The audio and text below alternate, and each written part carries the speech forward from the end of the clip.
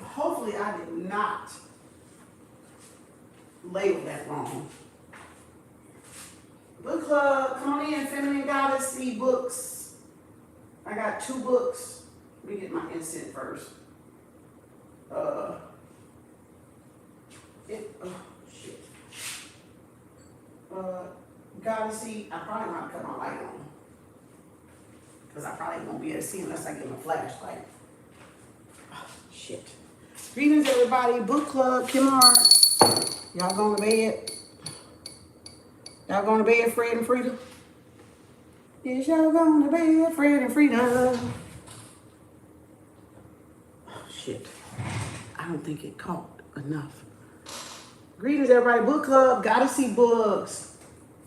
We're going to go through these right here, Divine Feminine Energy and Goddess Energy.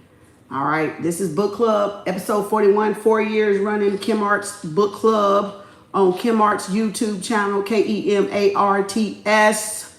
All right, me. Congratulations, y'all, book club. So here goes some Goddessy books. I got a couple more, but I ain't finna get them right now. But we gonna just handle these right here for right now. Let me get my marker. Let me get my pens, because y'all know I'm about to scribble. All right, readings. Goddess Energy book. The Divine Feminine Energy book. All right, this is what we're going to be studying. This is our book club from, it was supposed to be 8/28, but not 8/28. I'm looking at the other calendar. What was it? 26, 25, 24. 8/24. It's supposed to be 8/24, but this is 8/27. So this is our Sunday book club. All right, let's go. It's a lot of stuff, a lot of, well, damn, I just opened right up to that damn shit. I was just about to do this number and I opened up and caught my eye on something that I need to mark now. See what I'm saying? This spirit be just doing some weird shit. All right, let's start here. Okay, let's start here on the Goddess Energy book. Oh, I'll go back there. We're on page 118. Goddess Energy. I can't see shit. Picture this. You walk into a room and heads turn. Men can't help but draw to your magnetic presence. Your confidence radiates. Your sensuality captivates. And your allure is undeniable. But here's the secret. You don't need to be a supermodel or a celebrity to command this kind of attention. In dark feminine energy, free your femme fatale energy. Remember, we always talk about that femme fatale energy, right? That magnetism, right? That's that siren energy, okay? It says, we reveal the hidden power of dark feminine energy that lies within every woman, empowering you to transform your life and relationship. Okay, that's that femme fatale energy. I don't even know how the hell I got on that page today, child. Look at here. Spirit talking to somebody out there. Tap in, bitch, to your feminine fatality, okay? Your femme fatality energy. Actually, I got a card in my black bin on femme fatale, but we haven't seen it in a minute. All right, and then it says, deep down, you may have already felt a little unsure, lacking the self-assuredness and sex appeal that you see in others. You might have felt invisible, overlooked, or dismissed, which have hindered your ability to fully embrace your femininity. A tap into your true power. But fear not, for the key is unlocking your magnetic charm. Lies within the pages of dark feminine energy. But this is dark feminine energy book. All right, but she's talking about it in the Goddess Energy book. Okay. It says, where the fuck am I? Oh, right here. Free your femme fatale, which is FEMME FATALE. That's how y'all spell it. Femme fatale. dark feminine energy, right? All right.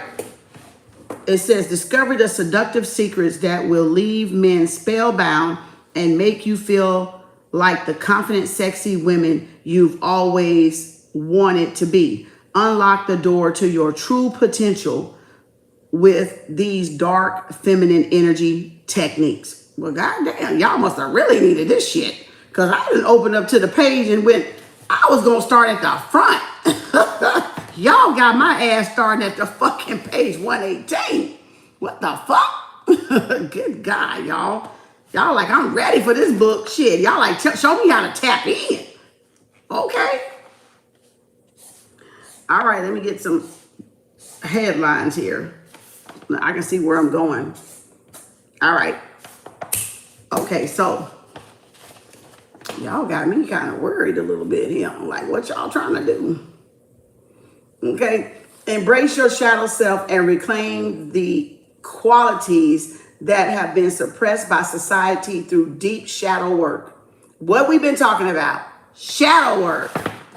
And y'all wonder why some women tap in and y'all don't, because you're not really fucking doing shadow work, so you're not very attractive. You actually stink. But I don't leave that alone, though. I'm gonna leave it alone. The energy stinks. Because you know what? Because it doesn't matter your size, your sex, your color, da-da-da-da-da. But when you tap into the siren energy, like I said, every woman has it, but every woman don't tap into it. And that's why y'all feel insecure around other women that have tapped into their femme fatale energy, their sensuality energy, their sexuality energy, right? All right, it says, tap into your seductive power in the dark feminine to attract attention and admiration from men. I mean, that's why y'all do it, but whatever.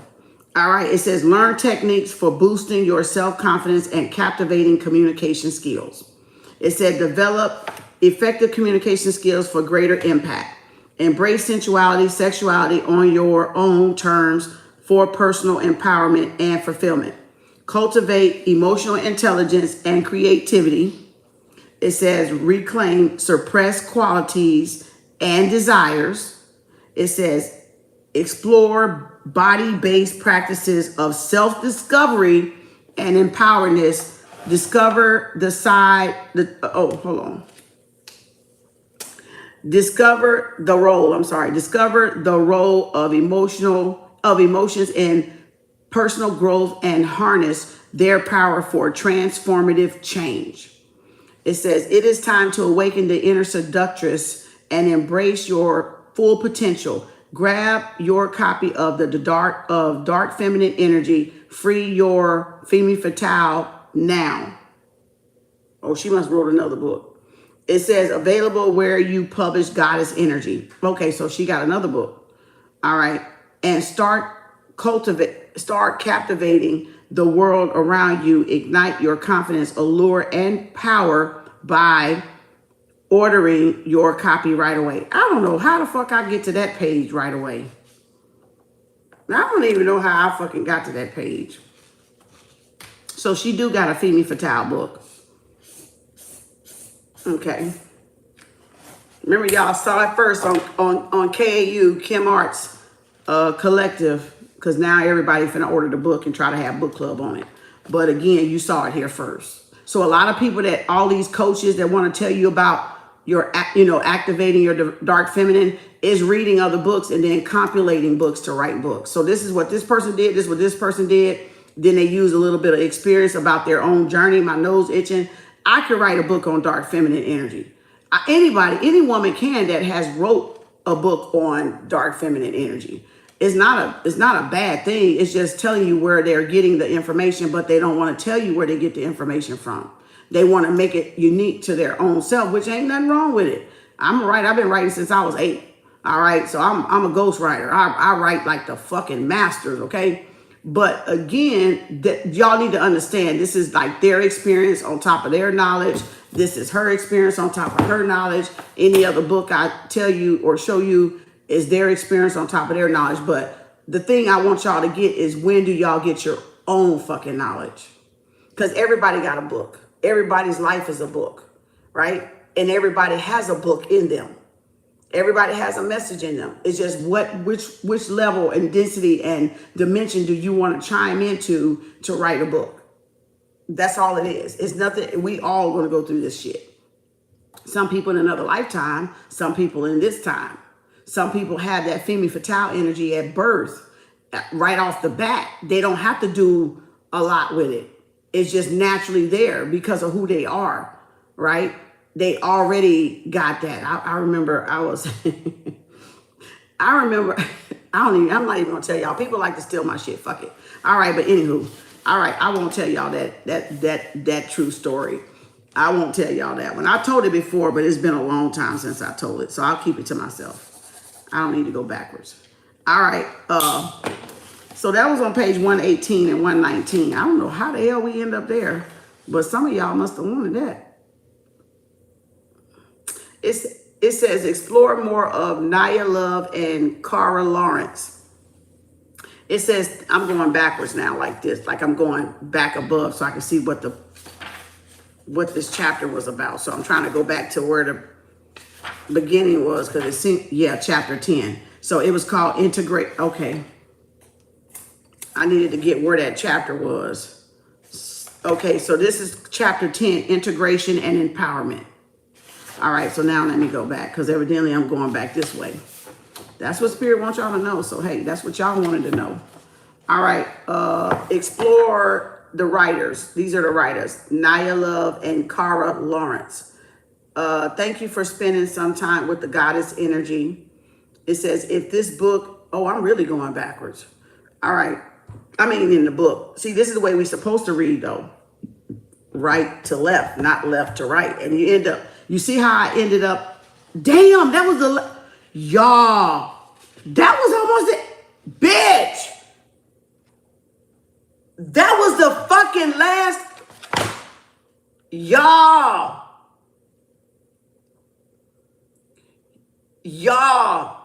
Spirit had me read the last fucking page and then there's the reference. What the fuck? And these are the reference material where she gathered all the information that tells you how they compiled the studies and put this book together. So you're supposed to list the references and give people the credit where you got the information from. So there it is at the back. Y'all, I started on the fucking last page. That's the way we're supposed to read. Back, right to left. That's how the Quran reads, right to left, from the back to the left. It depends on which one you get. Sometimes now they remade them so they come from the front that way, but the original Quran is from the back, boom, to the that way. But anywho, all right. So damn, that was interesting. Spirit did that. That was real. I didn't even catch that until I just looked over at that other page and it said reference. Wow. What the fuck? Oh, gosh, dang. Okay, let's go. Let me not get sidetracked. For more on NYA Love and Cara Lawrence, thank you for spending some time with the goddess energy. If this book inspired and empowered you, that's what made me look, because I was like, why does that sound like an ending notation? That's what made me go back and look, because I was like, what's back here then? You know? It says, you may be delightful to discover more self-help books from the authors NYA Love and Cara Lawrence, dedicated to your journey of self-help and empowerment. Each book is a treasure,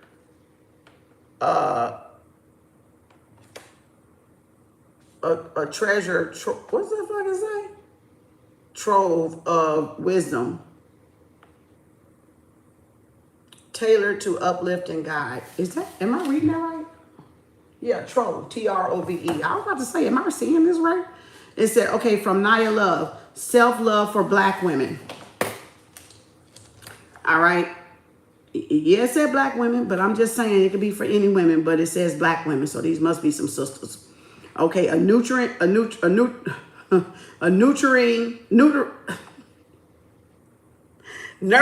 goddamn. A nurturing guide to cultivating self-love and self-care. Explore practices and philosophies that resonate deeply with the unique experience of Black women, fostering a powerful sense of self-worth and inner peace. You know why they say that? Because Black women are the most degraded on the face of the planet. Is Black women. But everybody want the Black woman, but they don't want the Black woman struggle. Everybody want to look like the Black woman, but everybody don't want the Black woman struggle. Everybody want to be mixed with a Black woman, but everybody don't want the Black woman struggle. So this is got to be some sisters. I don't see no picture, but it got to be. But anywho, but any woman that can read this book and tap in, but these are coming from the Black sisters' experience is what this looks like. Because then it says, Black woman empath. That would be me. Discover the strength in sensitivity. This book is a haven for Black women who identify as empaths. Learn how to protect your energy, harness your empathic gifts, and navigate the world through confidence and grace. Which I've learned that, of course, of my journey. And then it says, manifesting the Black woman. Manifesting for the Black women. Turn dreams into realities. Divulge into art of manifestation tailored to your unique journey of Black women. Uncover techniques and affirmations that resonate with your spirit and affirmation. And that's, like I said, because Black women are the most degraded women on the fucking planet. Hands down. Ain't nobody gonna object with me. Can't nobody fucking debate with me. And fuck all of y'all that try. Because y'all know goddamn well we are the most degraded motherfuckers on the fucking face of this goddamn planet. So that's the truth. You don't like it, that's your business. That ain't got shit to do with me. It got something to do with your ancestors and your fucking people, goddamn it. But we are. And that because y'all, some of y'all arrived don't mean we all have arrived. See, we all don't get there until we all fucking get there. That's the way it worked with the Black empowerment and the Black people. We all haven't arrived until we all motherfucking get there. So there's still yet work to do in Black women, period, point blank. Period, point blank. There's work, period, point blank. We are not finished until we all fucking get there. Remember that shit. Remember that shit. I'm just one Black woman helping Black women, right? And women in general, but Black women. Because I said that from the beginning. I said, I'm here for my Black woman. Y'all know I said that 5 fucking years ago. I don't care if I have to go through all you motherfuckers. I'm here for the Black woman. And nobody in my collective, no, they know damn well I said that at first. That I'm here for the Black woman. If I have to sit here and go through all of y'all to get to the Black woman, I'm gonna fucking do it. Because I'm gonna snatch her wig off and make her wake the fuck up. And answer the call that she here to do. And that's aligned with Mother Nature. Aligned back with her true nature. Her true nature. Not no goddamn false ass nature. Her true nature. And everybody fucking know I said that I say it from time to time throughout the years, but everybody fucking know I said that. I don't give a damn. I don't give a damn. Because I know we were first. So I don't give a damn about none of that other shit. But I'm just telling you, other women, yes, that know and respect the Black woman, I appreciate you. Other races that know and respect the Black woman, I appreciate you. But y'all know I'm not finna bite my fucking lip. I'm not finna bite my fucking tongue for you motherfuckers that don't. Y'all know I got mad respect for y'all that do know the history and know what we've been through as Black women. So I ain't got nothing but respect for you for that. But yes, I'm here for my sisters first. Because it's only right because I'm a sister. So I'm here for my sisters first. But our sisters are even mad at us. Our sisters are even jealous of us. As some of us that have arrived, and all we're trying to do is get them to tap into just exactly what they fucking just said. Tap into they self, their true organic nature. And they get mad at us, jealous, envious of us because of that. Because some of us got it naturally. Some of us was born with the female fatale energy. Some women they still hiding behind the traumas and the abuse and the denial and the rejects from men and all this stuff. The men and the sisters in their life and the mothers in their life and the fathers in their life and the uncles in it. And the uncles in their life. And so they're hiding behind that energy and mad at other people that have healed their self. So we know that, okay? We know that. So I'm glad to see that. I'm glad to see that she wrote those 3 things. Self-love for the black women empaths, manifesting for black women. And it can be for any woman, though, don't get me wrong. But I'm just saying, these got to be some sisters. Got to be some goddamn sisters. Okay, anywho. Then it says from Cara Lawrence, the dark feminine energy, the companion piece of goddess energy. Unleash your true potential by continuing your journey in the Power of Feminine Energy series. It says toxic magnetism, how and why empaths attract narcissists. Boy, I've been there, but I ain't attracting them no more. Because guess what? Boundaries. I can smell a rat when I smell a rat, bitch. Yeah, I smell them motherfuckers a mile away now. They stink. All right. So that's when you've grown into your energy that your empath gifts now protect you, and you now trust them to protect you. At first, even though I would have known they were narcissists, we didn't have the terminology like I told you. But I knew I was married to toxicity. I knew when I dated men, the ones that came across as toxic. I knew that.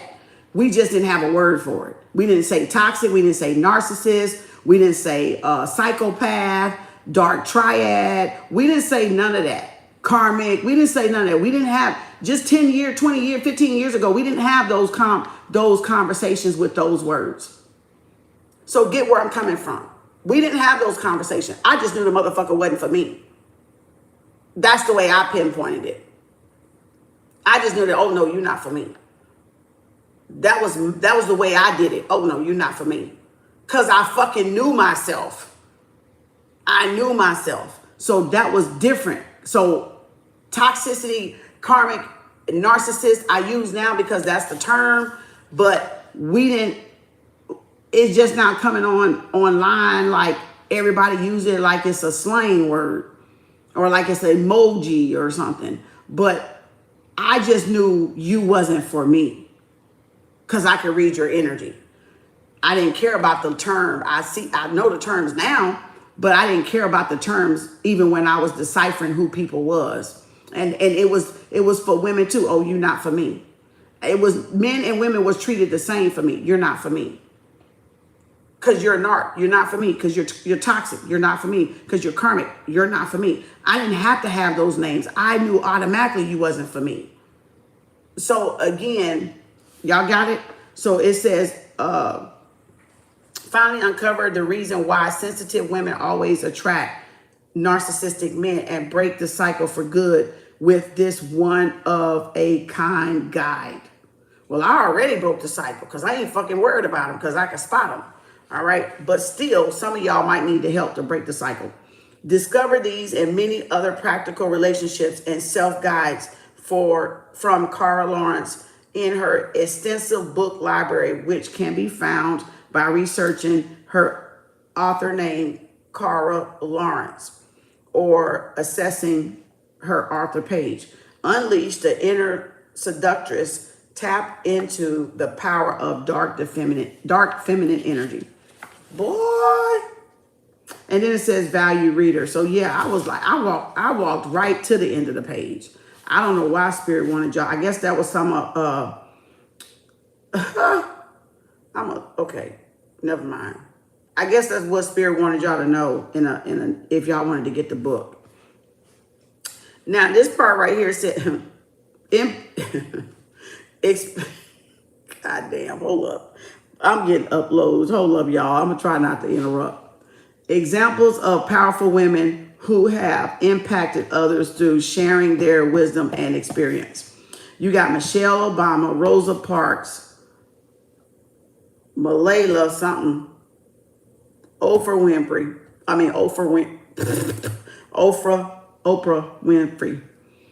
right?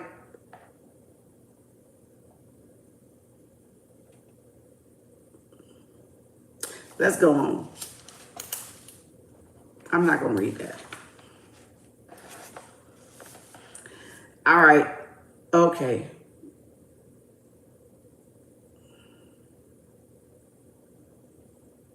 It's not saying don't be around women. I feel like y'all need to be around healthy women, not toxic women.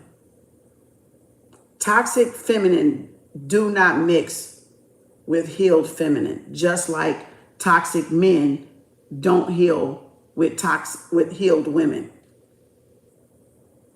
It don't mix. So I hope y'all understand, superstand what they're talking about. You got to find people that's more like you, that have done some work and are healing on themselves, that know themselves, that know when they're letting their toxicity bleed on you and project on you, and they can stop themselves and not just emotionally vomit on you. Y'all got what I'm saying? Do y'all get what y'all saying? Do you get what I'm saying? So this says fostering personal growth, building strong communities, embracing collective growth, effective ways to share knowledge and experience. In this part, effective ways to share knowledge and experience is writing a blog, hosting a workshop or webinar, mentoring program, speaking engagements. And it says writing a book. So again, and then embracing collaborative growth.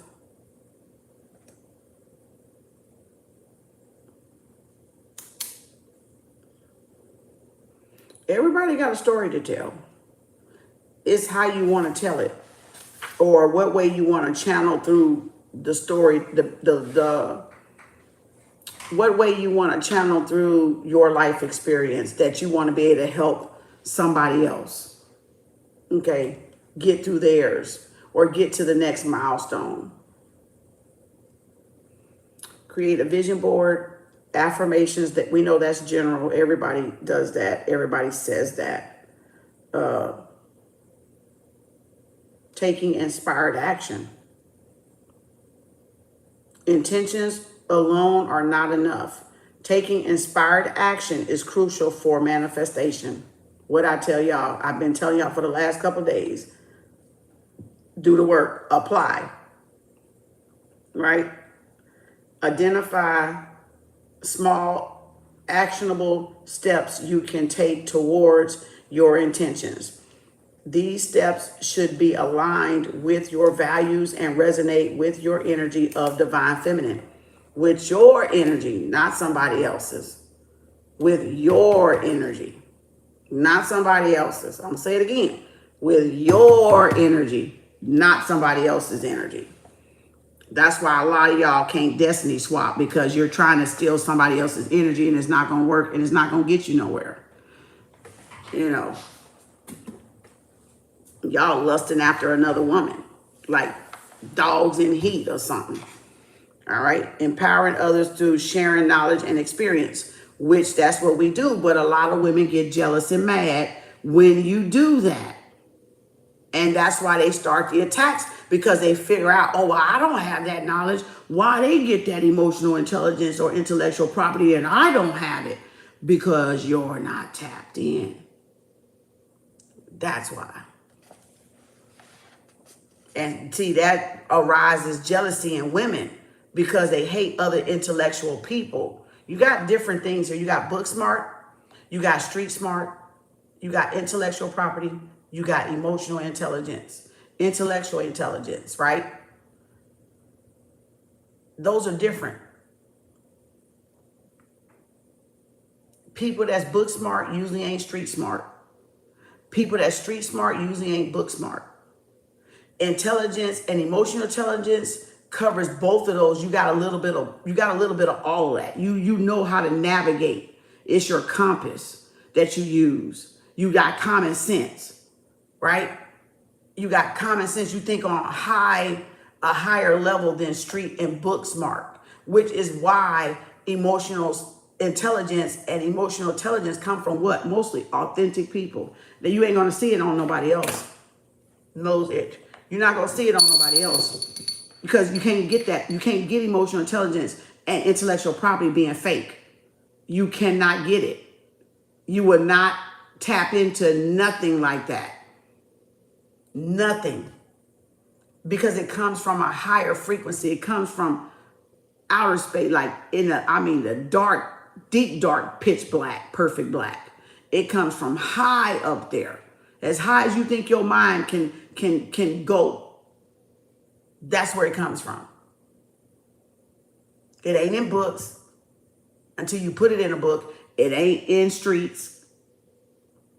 Okay? So y'all got to understand there's a difference between those. Street smart, book smart, and intellectual emotional property. There's a difference between those three. Okay?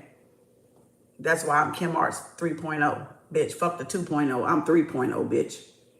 Okay? Y'all gonna learn. But anywho. All right, so vision board and steps for intention setting. I'm not going to read that. Creating an empowered vision board. I'm not going to read that. And then reflecting on the personal journey of embracing a divine feminine. I'm not going to read that either. Let's go back over here. Okay. This says... Let me get I don't know why I put that thing. I think I was out of my posties. When I put that there. Okay. Embracing vulnerability, embracing change. And that's it. And going into 8, honoring the divine feminine in nature and sacred spaces. So, okay. So when I got this book, I did my flipper-upper, my little, where you want me to read, Spirit? What do I need to read first, Spirit? Why did I buy this book? Why was I drawn to this book? And that's where you get that page right there. Embracing vulnerability and embracing change. So that was the book. That's the chapter that Spirit wanted me to read first in this book, which is 79. All right. So it says, when we embrace vulnerability, we allow ourselves to be seen. And you know what? That's fucking interesting. Because we've been talking about vulnerability the whole time in this right here, in this deck that kept coming out. The vulnerability card. The allowing yourself to be vulnerable, to be seen, right there. The star card. The vulnerability and freedom, right? Releasing yourself. Y'all remember this card kept coming out all week long. Vulnerability and freedom. And now this is what it's talking about on this page. See how Spirit work? That's how Spirit work. That ain't planned. That's not planned. That's not planned. It says, so embracing vulnerability. And it says, we allow ourselves to be seen and heard in our truest form. That's authenticity. Right? Oh, I can't believe I said it right. Authenticity. Okay, whatever. Authenticity. Shit. You know what I'm talking about because now I can't say it. But authenticity, right? It says, though this can be scary, it is through vulnerability that we can connect with others on a deeper level, fostering genuine relationships and a sense of belonging. By showing our authentic selves, we invite others to do the same, fostering trust and understanding.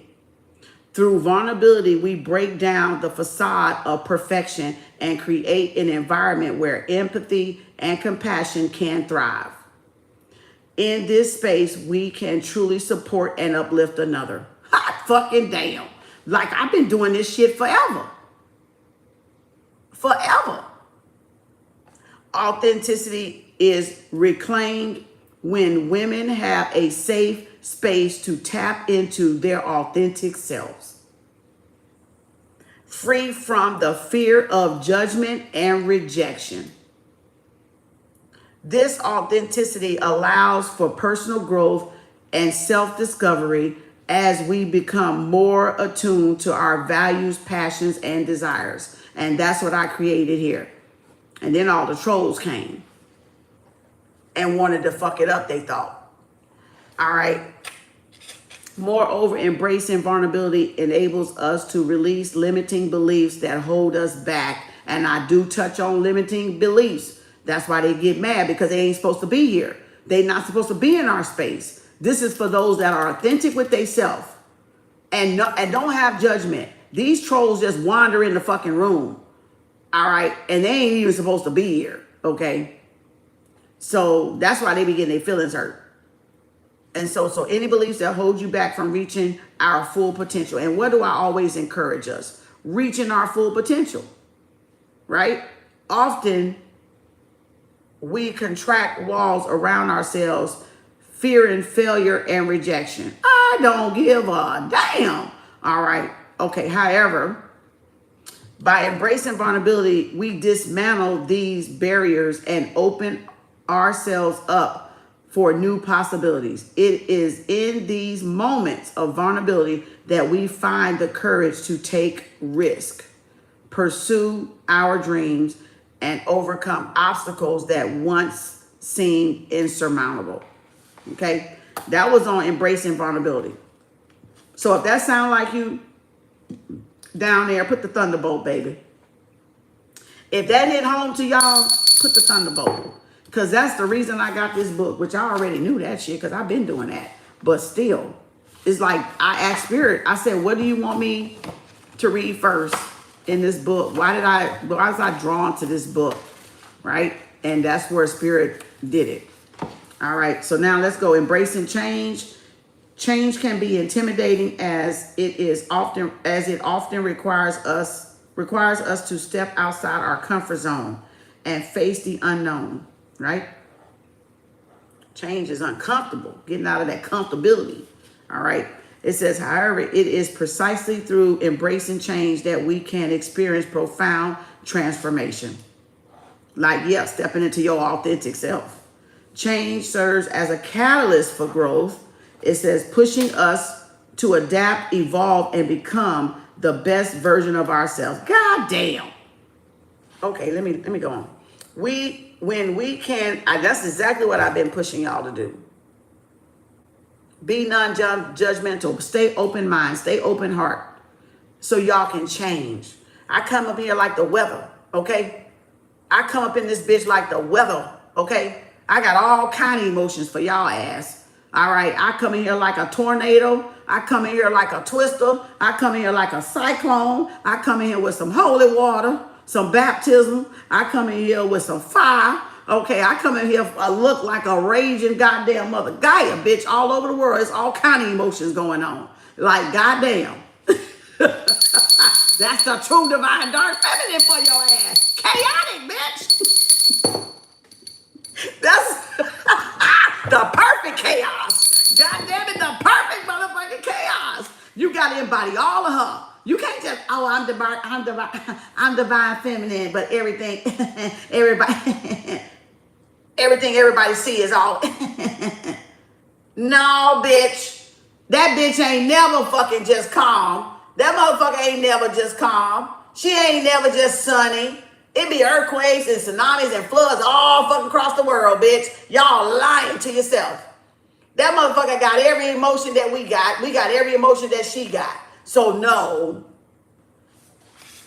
Divine feminine is the perfect chaos. Perfect chaos.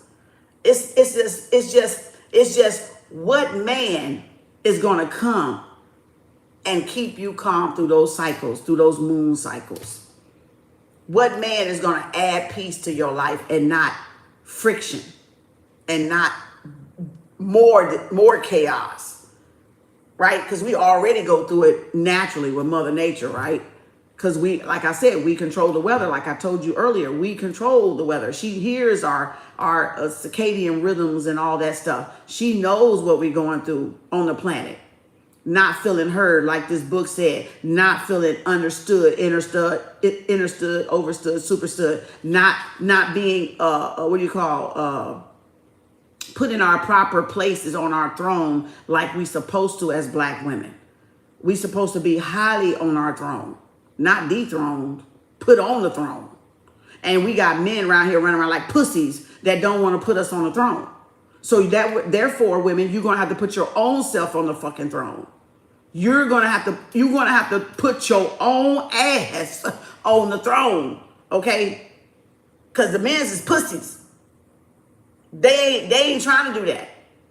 And they ain't doing it right, half of them. They doing it just to get some pussy. So you gotta watch them too.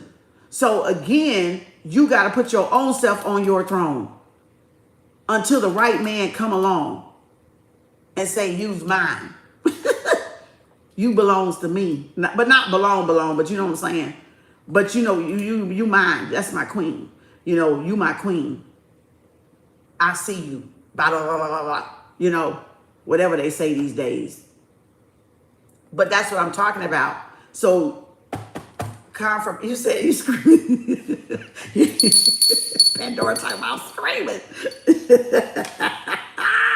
So, yeah, when we resist change, we remain stagnant, trapped in familiar patterns and routines. Embracing change, on the other hand, allows us to break free from these limitations and explore a new horizon. It encourages us to challenge ourselves, learn from our experiences, and step into uncertainty with an open mind and an open... Bitch! Didn't I just tell y'all open mind and open heart? You see how I've been telling y'all this shit all the fucking time? And then I get this book and it said exactly what I've been saying. That's what I just told y'all yesterday. You're going to know shit and later on it's going to be exactly in a fucking book. Controlled thinking. Controlled thoughts. What you feel most of, what you think about most of, right? I've been saying it. I just said it today and yesterday. Have an open mind and an open heart. That's the only way y'all gonna get the benefits. That's the only way you're gonna get the benefits of being a true divine feminine energy that's wanting to learn and explore and learn herself and evolve through knowledge and wisdom. I told y'all that. I've told y'all that so many fucking times. All right. First time I seen it in a book, but hey, it's the first, you know. It says, trust the divine feminine energy of the universe. It says, by embracing change, we open ourselves up to new opportunities and perspectives. We become more resilient, adaptable, and open to learning. Change forces us to confront our fears and push past our perceived limitations, ultimately leading to personal and professional growth. Embracing the divine feminine has a remarkable ability to ignite profound transformation within the inner and outer lives of women. Through personal stories of connection and growth, we have witnessed an incredible power of the sacred energy. However, the path of personal transformation is not without its challenges. Along the journey, women encounter obstacles that test their resolve and commitment. Yet it is precisely through embracing vulnerability and embracing change that true transformation is catalyzed.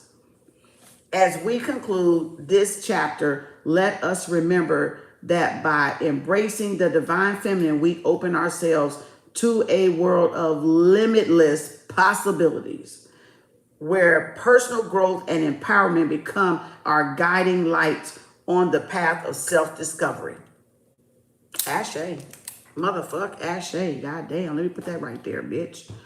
Ashe. Goddamn. She said a mouthful right there, didn't she? All right. Gotcha. I'm even reading better today. Look, I'm even reading more fluent today. Yeah, because I was struggling the last couple of times I did book club because that was because they was attacking my throat chakra. And that's why I was like, yeah, I'm more fluent today. And I'm even reading in the dark, more fluent. Last time I was struggling seeing and reading. Like, goddamn. Leave a bitch alone, goddamn. Boy, what is this? What is this?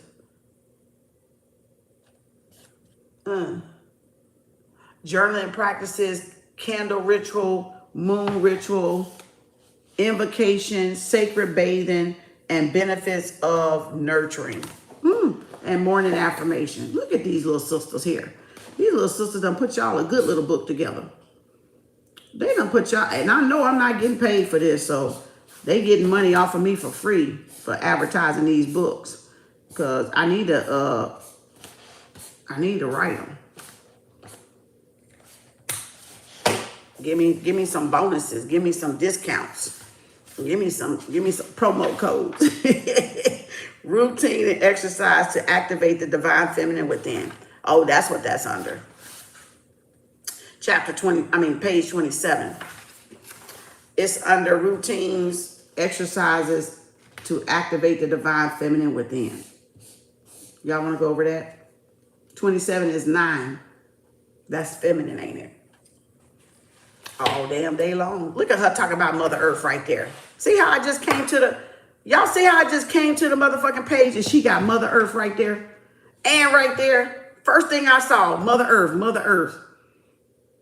I said 27. I said that's 9.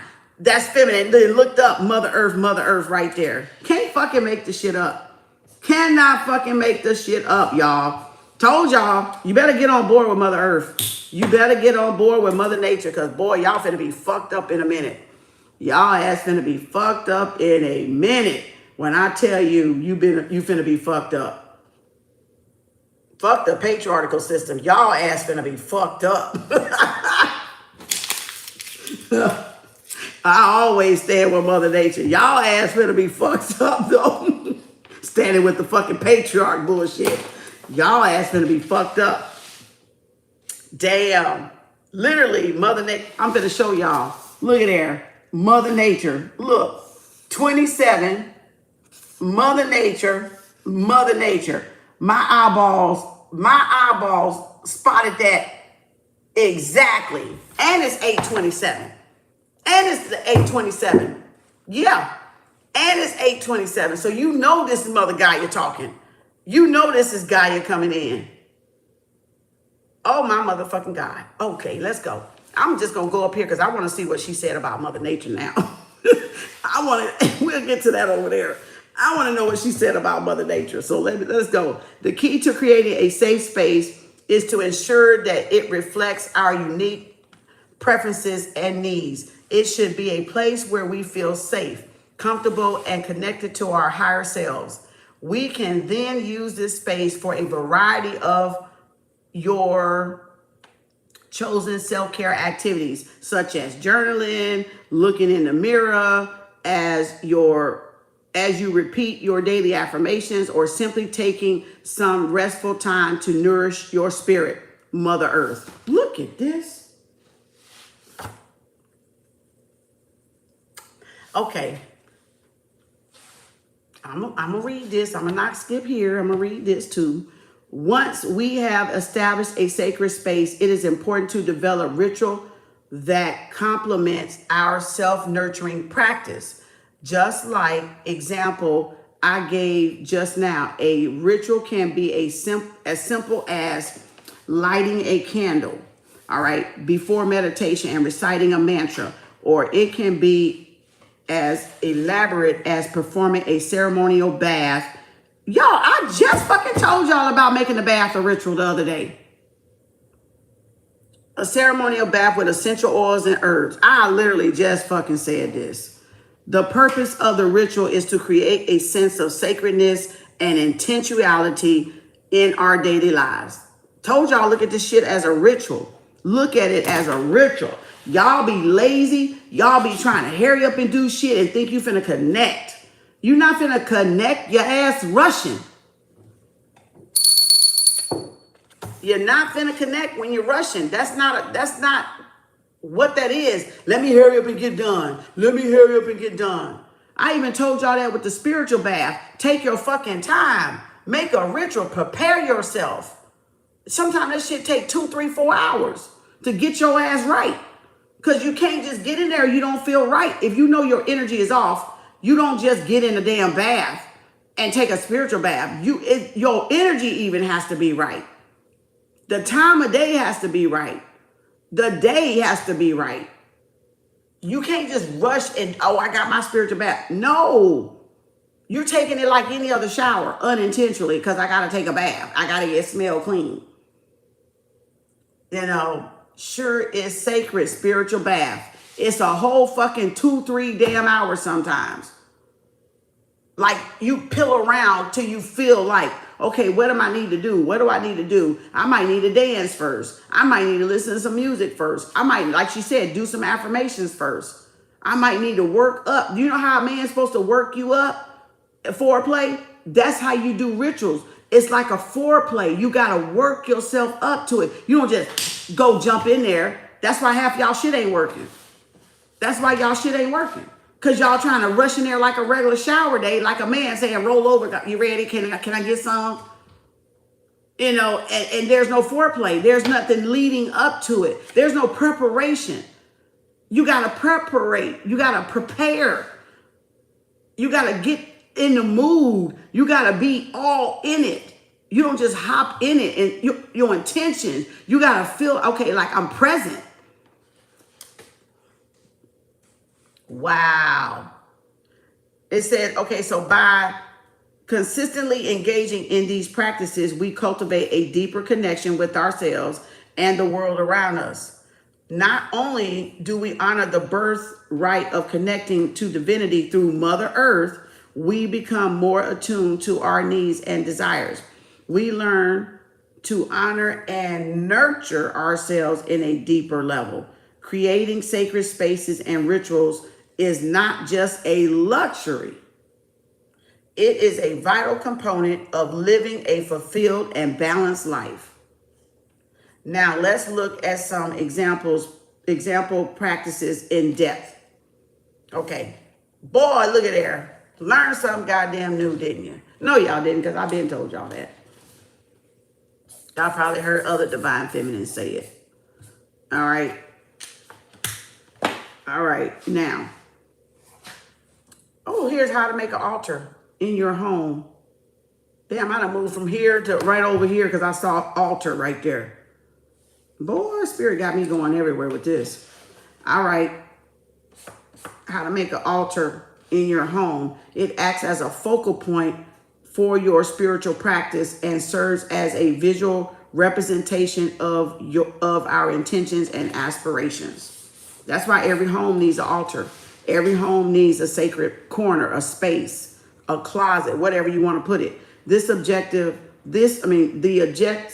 objects on the altar could include items such as crystals, candles, incense, photographs, or symbols that resonate with us on a deeper level. I told y'all before, I don't do photos. I don't do photos. Some people put photos, but I don't need to put photos.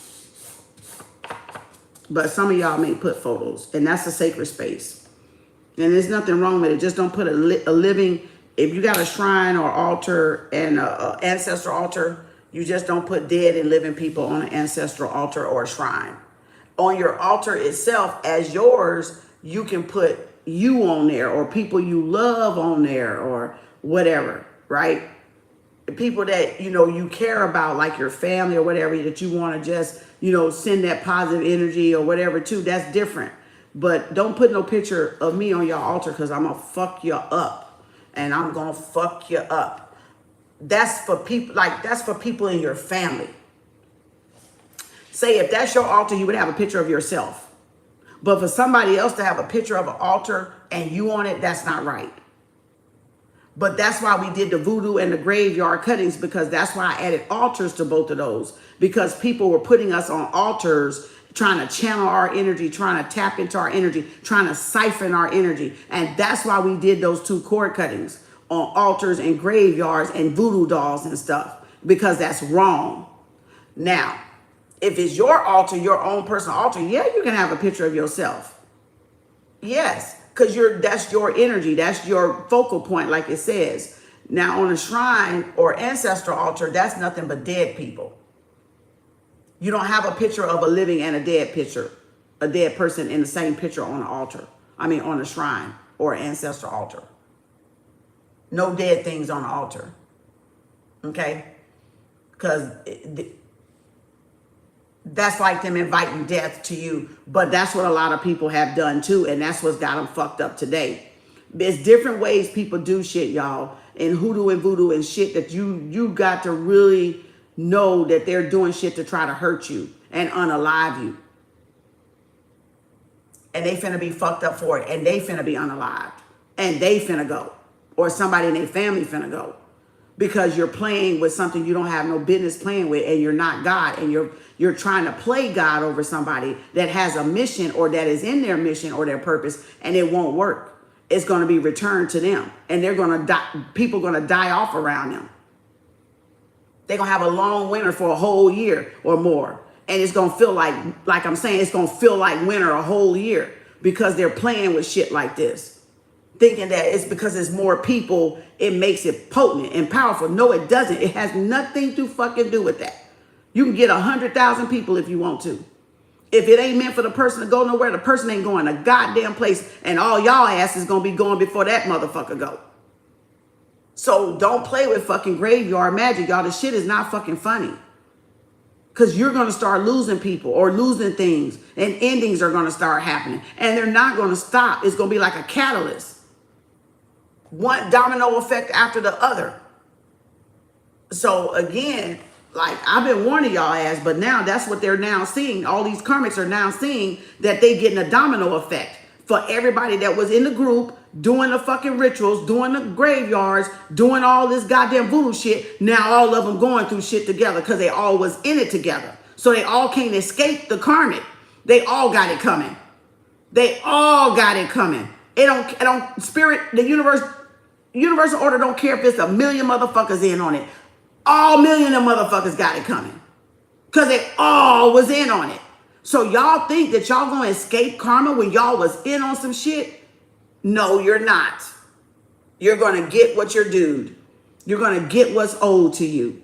Because you participated. That's why you don't participate in a lot of shit. You should know what you're participating. You should first think, well, damn. If I do this, shit, what can happen to me? What are the consequences? If I do this and this person didn't do nothing, what are my consequences in this? Do y'all not fucking think? Do y'all literally go day to day and don't fucking think? Like literally, what could happen to me if this goes wrong, or what can happen to me if this person is innocent and I do wrong to somebody innocent? Do y'all not fucking think?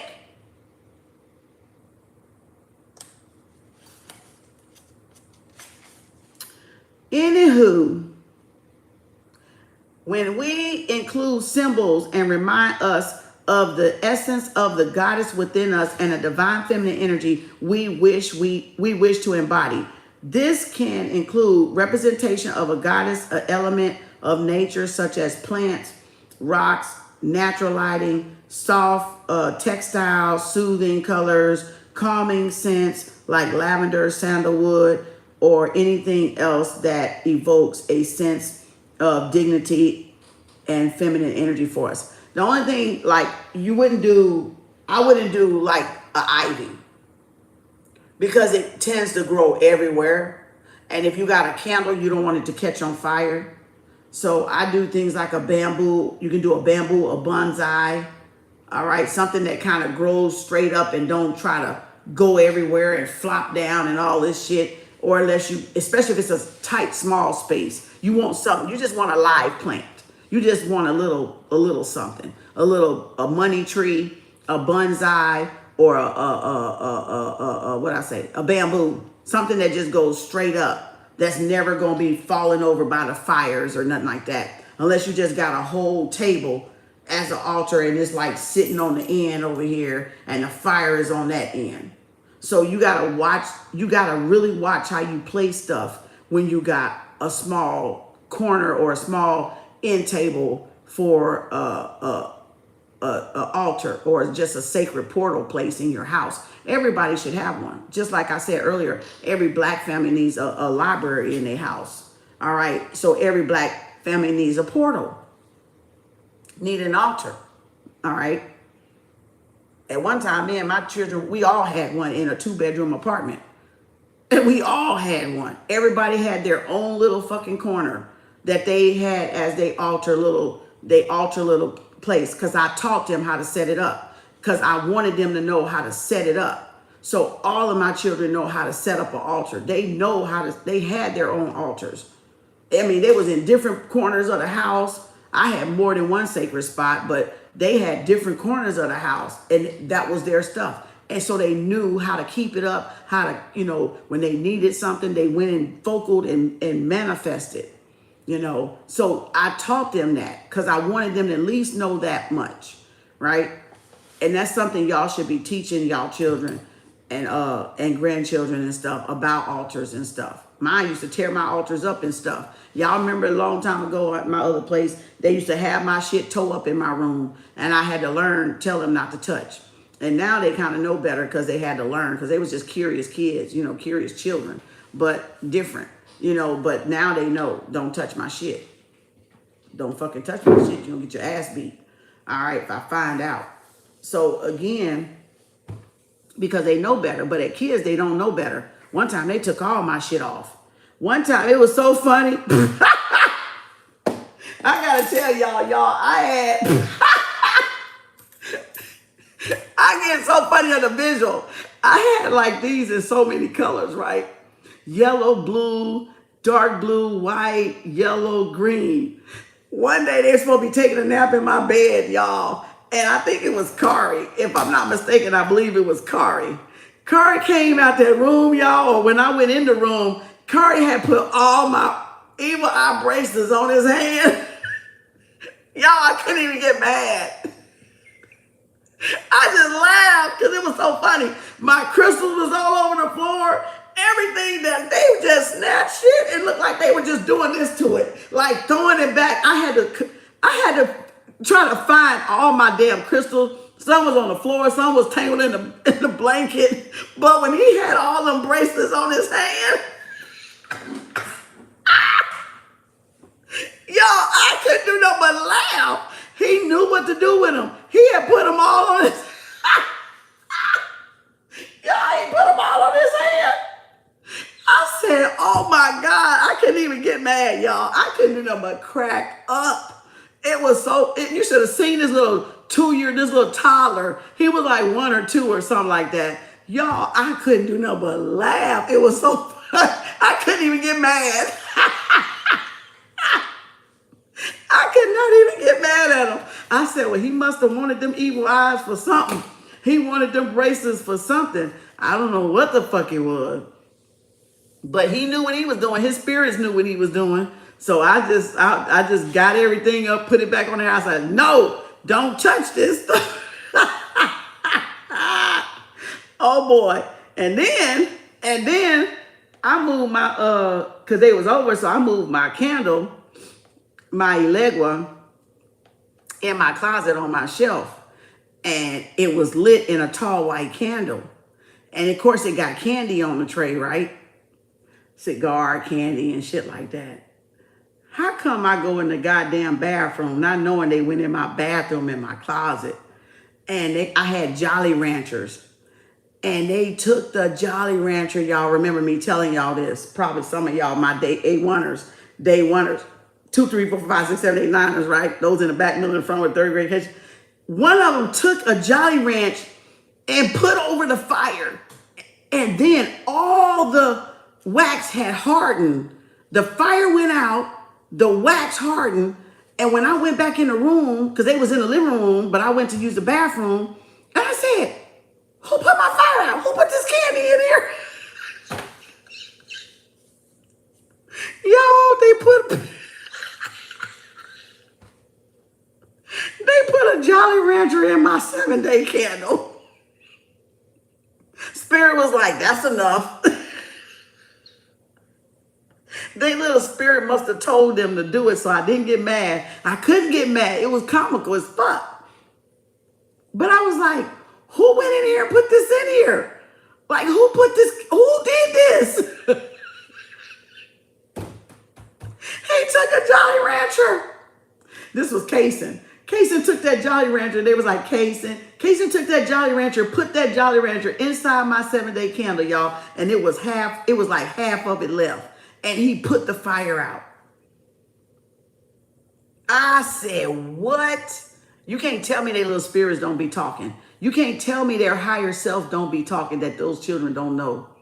Them children know what's going on. They can't describe it. I'm crying. Look, they can't describe it layman term like our language because they don't have the vocabulary.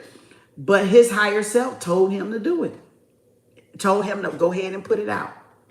And then, like I said, the other son, the other grandson with all the evil eyes. So he put all the evil eye bracelets on and was like this. Y'all, I was busting out laughing. Y'all, I couldn't help but laugh. It was so funny. He said he needed protection. He was doing something. Listen, I felt like he was removing something. I don't know what. Because out of all the stuff he picked was those bracelets, and he had every color on. So I said, ooh, he doing something. I said, he's cleaning his energy or something he doing. Y'all, them babies, boy, I said, good gracious alive. Y'all, and I tell you, the babies know more than we know. Old souls in a young body. Old souls in a young body, but every home needs an altar. Every home needs even if it's like this little plant tray, I tell you, it could be something as small as this little thing that look at that tear running down my eye. It can be something as small as this little round table. It don't even have to be very big or noticeable. It just needs to be in the house. It needs to be in the house though, because that's really your altar. That's your church. Your home is your altar, not a church building. That's where they funnel the energy. That's where they gather the energy, the emotions, and steal our energy and siphon our energy in church buildings and shit. That's why they make it with the domes, with the yoni, the windows, and all this elaborate detail. It's strategic, y'all. Church buildings are strategic. I guarantee you, if you go to any church, any motherfucking church, hit that compass and see what direction that motherfucker is in. Everything is strategic. Every fucking thing is strategic. The way they build it, the way they turn it to the side, what street is on, what zone is on, everything is strategic. It's for a reason. And the way it's built, the way it's engineered and designed is strategic, y'all. I guarantee you. I guarantee you. Guarantee you. It's strategic. It's for a reason, because they're portals. They're portals. Everything gonna go back. You say Rome, but it's Egypt. Everything's gonna line up with ancient Egypt. Everything that they know is gonna line back up to the Dog Star, ancient Egypt, Candace Minor, Giza Plateau, because it's harnessing the energy. Remember, it said ancient Egypt was the light of the world, if I'm not mistaken. Right, the light of the world. So if ancient Egypt is the light of the world, that means everything is aligned with Egypt. Then it is a power plant. It is a source. So that means it provides portals and energy to everywhere around the world. That's why ancient Egypt is so powerful. It's so magnetic, because it is, right? Because they say it's the water under there is a tunnel that leads to the water that gave the light, that magnetic, right? Because I feel like it's somewhere connected to the deep, deep, deep. Not the deep that we know like in the ocean, but the deep, deep, deep, deep. If you got the Giza book, I can't figure the name out right now, but I got it. But anyway, it's a power plant. So it's the light of the world. So everything aligns with ancient Egypt for a reason, right? To Osiris, to the seven sisters, or the Orion's belt, and then the Giza. So like what we say around Christmas, everything fucking aligns with that. Because it's the what? Like, it's a portal. So are we funneling, or is it funneling energy to us? Or are we funneling energy to that? The Sphinx, the Heru and Ket, and the 3 pyramids in Giza. Are we doing the funneling? Or or it's doing the funneling, like sending the energy out to the world? That's a hell of a question. That's a hell of a goddamn question. See? And everybody go there and they feel like, oh, it's so magnetic and oh, I felt some type of way. Well, fuck, if everything in the United States around the world was lined up to that motherfucker, yeah, you feel it. Yeah, you would feel it. Why wouldn't you feel it? Why wouldn't you feel it? It's the light of the world, the magnetism. The magnetism. I was just thinking that, Miss Kim. Yep. See, because it pays to think. It pays to fucking critically think and ask questions. And only open-minded heart individuals are not afraid to ask questions. Because you want a solution. You want answers. Shit ain't adding up. Shit just ain't adding up. So you gotta like, goddamn, ask questions so you can receive the answers, the solutions. Yeah. Man. So again, but Sep, you gotta know what questions to ask too. Setting up an altar is deeply personal and intuitive process. There is no rules or guidelines for what should be included on an altar. I told y'all that. Only thing is water. But I had a client that didn't have any water because that was like a different type of altar that she had. It was a different type of altar she had. She was a shaman. All right. And that was like a different type, but you set up unique. But if you're going to deal with the elements, yes, you need wood, you need water, you need air from the incense, and you need fire. You need a 7-day candle, so you don't have to keep. When I run out of candles, I end up putting this where my 7-day candle would be because this will do. I just need some white light, right? So if you don't got a 5-day, like the little half a glass or the 7-day glass candle, you can get them at Walmart. And then they got this big old super round one at Walmart, a white one that lasts even longer. It's like 2 goddamn 7-day candles in one. It's like a 14-day candle almost because it's just a little wider, but it's the same size, but it's like wider than that. So you can get that one and it'll last y'all longer. 2 of them a month, you good to go. Again, so the only thing naturally is learn to work with the elements. That's the magician. So you want the elements on there. You don't have to, because I've seen different altars that don't even have the elements. But for us, you want the elements. We are the elements. The elements are deities in themselves. They're entities in themselves. And we knew that as Egyptians, as Netarus, not Egyptians, but Netarus per se, there's the correct term. We knew that, okay? So you can put whatever fancies you. It is simply a reflection of our inner selves and what? I think she meant want. It is simply a reflection of our inner selves and what? I think she meant want. Another practice for creating sacred space is dedicating a specific room. That's what I said, a corner in your home. This space can be transformed into a sanctuary where we can retreat for quiet reflection and rejuvenation. By consciously setting aside a physical and exclusively for self-care, we send a powerful message to ourselves that our well-being is priority, that we will honor as long as we live. So there's nothing wrong with altars. Everybody listening to my voice need an altar in their house. Church ain't it. Outside your house ain't it. You need it in your house. Even India people know that. India's. Because I had an India boss that had her little Ganesha altar in her office. I went in her office. I don't know if it was an interview or it was after I worked there and I would just go in there and talk to her and give her updates. And I looked over in her corner and she had the little Ganesh bowl and stuff with the money and the little, stuff on there. And I knew where she was. I mean, she probably didn't think I did, but I did. Because by it, I mean, I'm already into spirituality, so I know a lot about a lot of people's stuff.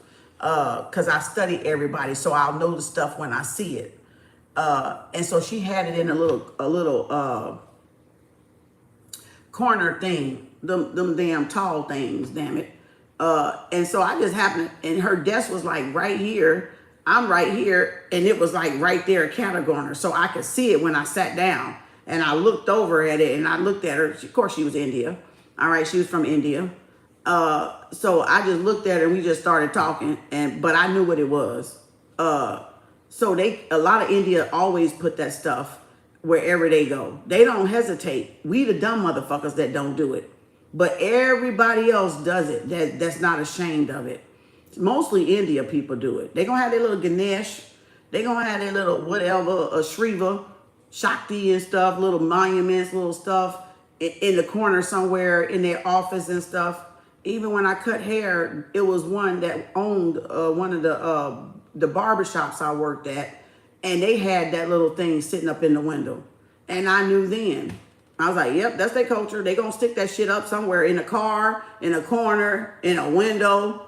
You know, they gonna stick that shit up. Asians gonna do it too. We the only motherfuckers that be ashamed to do it. But you go in an Asian restaurant, a Japanese or Chinese restaurant, they got all their shit. You go in India, they got all their shit. But us, we don't want to have our stuff because y'all think it affects your business. See, that's your mindset. You need to get out of your mindset of thinking that's going to stop people. They got their fucking culture. You ain't stopped shopping there. You ain't stopped shopping, doing business with them. My art is about how people treat you and how people reciprocate. And if they're giving you shitty service, then that's my art to not go back. It doesn't say you can't go to people that don't, that is another different culture or whatever and not support them, because we all feed each other. We all grease each other palms, right? Everybody goes, it's if they're treating you like shit, don't go back.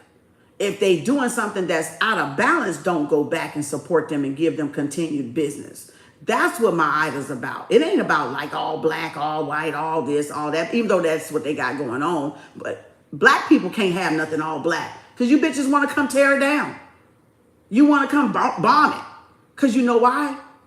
Because we Alpha and Omega.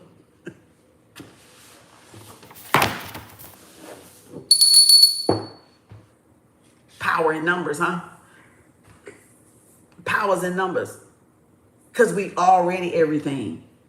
So why the fuck would y'all come here and build off of everything when you know you're going to capitalize and become millionaires before you know it? Because we already got everything. So it's just like us giving them a chance to have something that we already had first. See, y'all got to learn. Y'all got to fucking learn, but y'all don't, you want to look like, you know, boo-boo the foo-foo around here and act like y'all don't see what the fuck going on and stuff like that. But I see it. I don't give a fuck if nobody else see it. Fuck y'all. I see the fuckery. So again, because they feel like we already came from the top, we should allow other people to have their heyday, goddammit. Their heyday. So they don't want us to get together like you see little Pedroville, you see little Crackerville, you see little India, you see little goddamn Mexico, you see, but you can't see niggas nowhere. Unless it's run down, unless it's cracked out.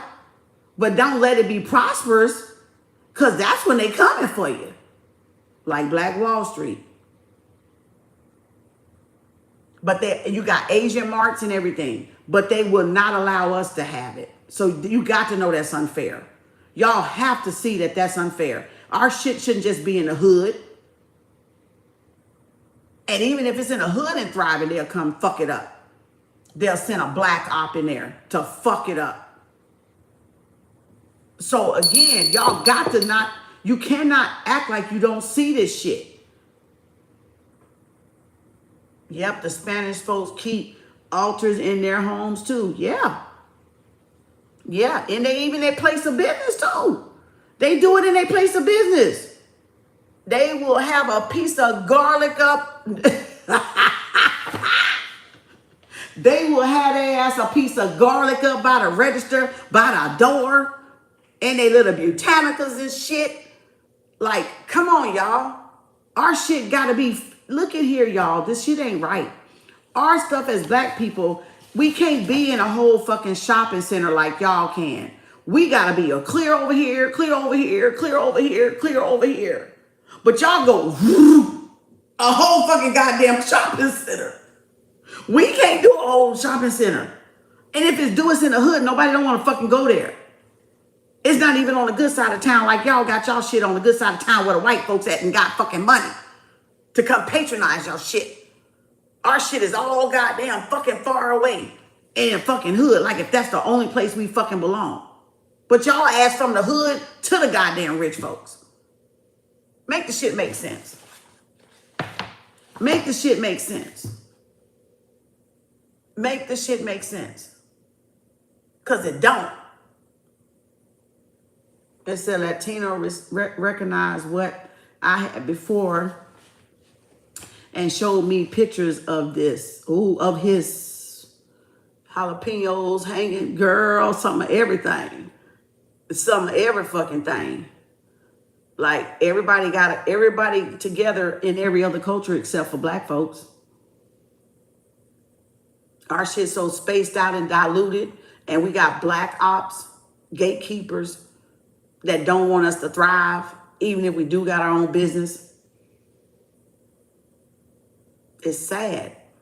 It's fucking sad. It's pitiful. It's pathetic. You know what I'm saying? So yeah. But that's some fuck America. Fucking over people again. So again, it says, I ain't ashamed. I'm proud to have my altar. Me too. I'm proud to have my altar. Ain't nobody got to come here. Shit, ain't nobody got to come here. They ain't got to come here. They ain't gonna come here either. So, cause it ain't, my house ain't open. It's closed. So, I don't want no company. Fuck that shit. Stay your ass at your own goddamn pitiful poor ass house. Shit. My spirituality ain't for observation like that. Ooh, look here. She got the goddess implications. Okay, so let me get on over here and we'll go into the next book. We've been on here 82 minutes. Maybe I should just go on over there to the next book then. Let me see. Morning affirmations. Okay, begin your day with positive affirmations and promote self-love and empowerment. I'm just tired of it, y'all. I'm over it. I've been over it.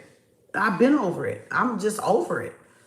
Like, I don't have time to kiss ass. I'm fucking over it. I'm just over it. And I've been over it. I'm done. I'm fucking done with all this fuck shit. I'm just doing me. Fuck all. Y'all do whatever the fuck y'all want to. I'm fucking over y'all shit. I'm done. Okay? I'm done. It ain't fucking worth it. It ain't fucking worth it. Because everybody chicken shit. It's just bat shit, chicken shit. And they fucking scared. And it's just fucking bullshit. I'm done. I'm over it. Shit. It says morning affirmation. Bring your day with positive affirmation and promote self-love empowerment. Stand in front of a mirror and recite affirmations such as I am worthy, I am deserving of love and happiness, or I embrace my inner strength. This ritual will help to set a positive mindset for the day and boost self-confidence. You know what I'm saying? All right. Okay, and then, so journaling practice. That was a morning affirmation y'all can say every morning. Journaling affirmations. Set aside some time each day to engage in reflective journaling. Find a quiet place where you can freely express your thoughts and emotions on paper. Write about your experience, goals, dreams, and challenges. Confirmation. This ritual allows self-reflection, stress release, and gaining clarity in your life. Kind of like mind dumping too, or brain dumping. You got to get the extra thinking, the intrusive thoughts out. So you just scribble for 5 minutes, whatever come to mind. Even if all you say is shit, shit, shit, shit, shit, shit, shit, shit, shit. For 5 minutes, that's what you needed to get out. If you say bar, shit, fail, hell, but bitch, blah, blah, blah, blah, blah, blah, blah. It doesn't matter if you even cuss at that moment of mind dumping journaling. You need to do it because it gets all the scribble, all the monkey mind out of there, right?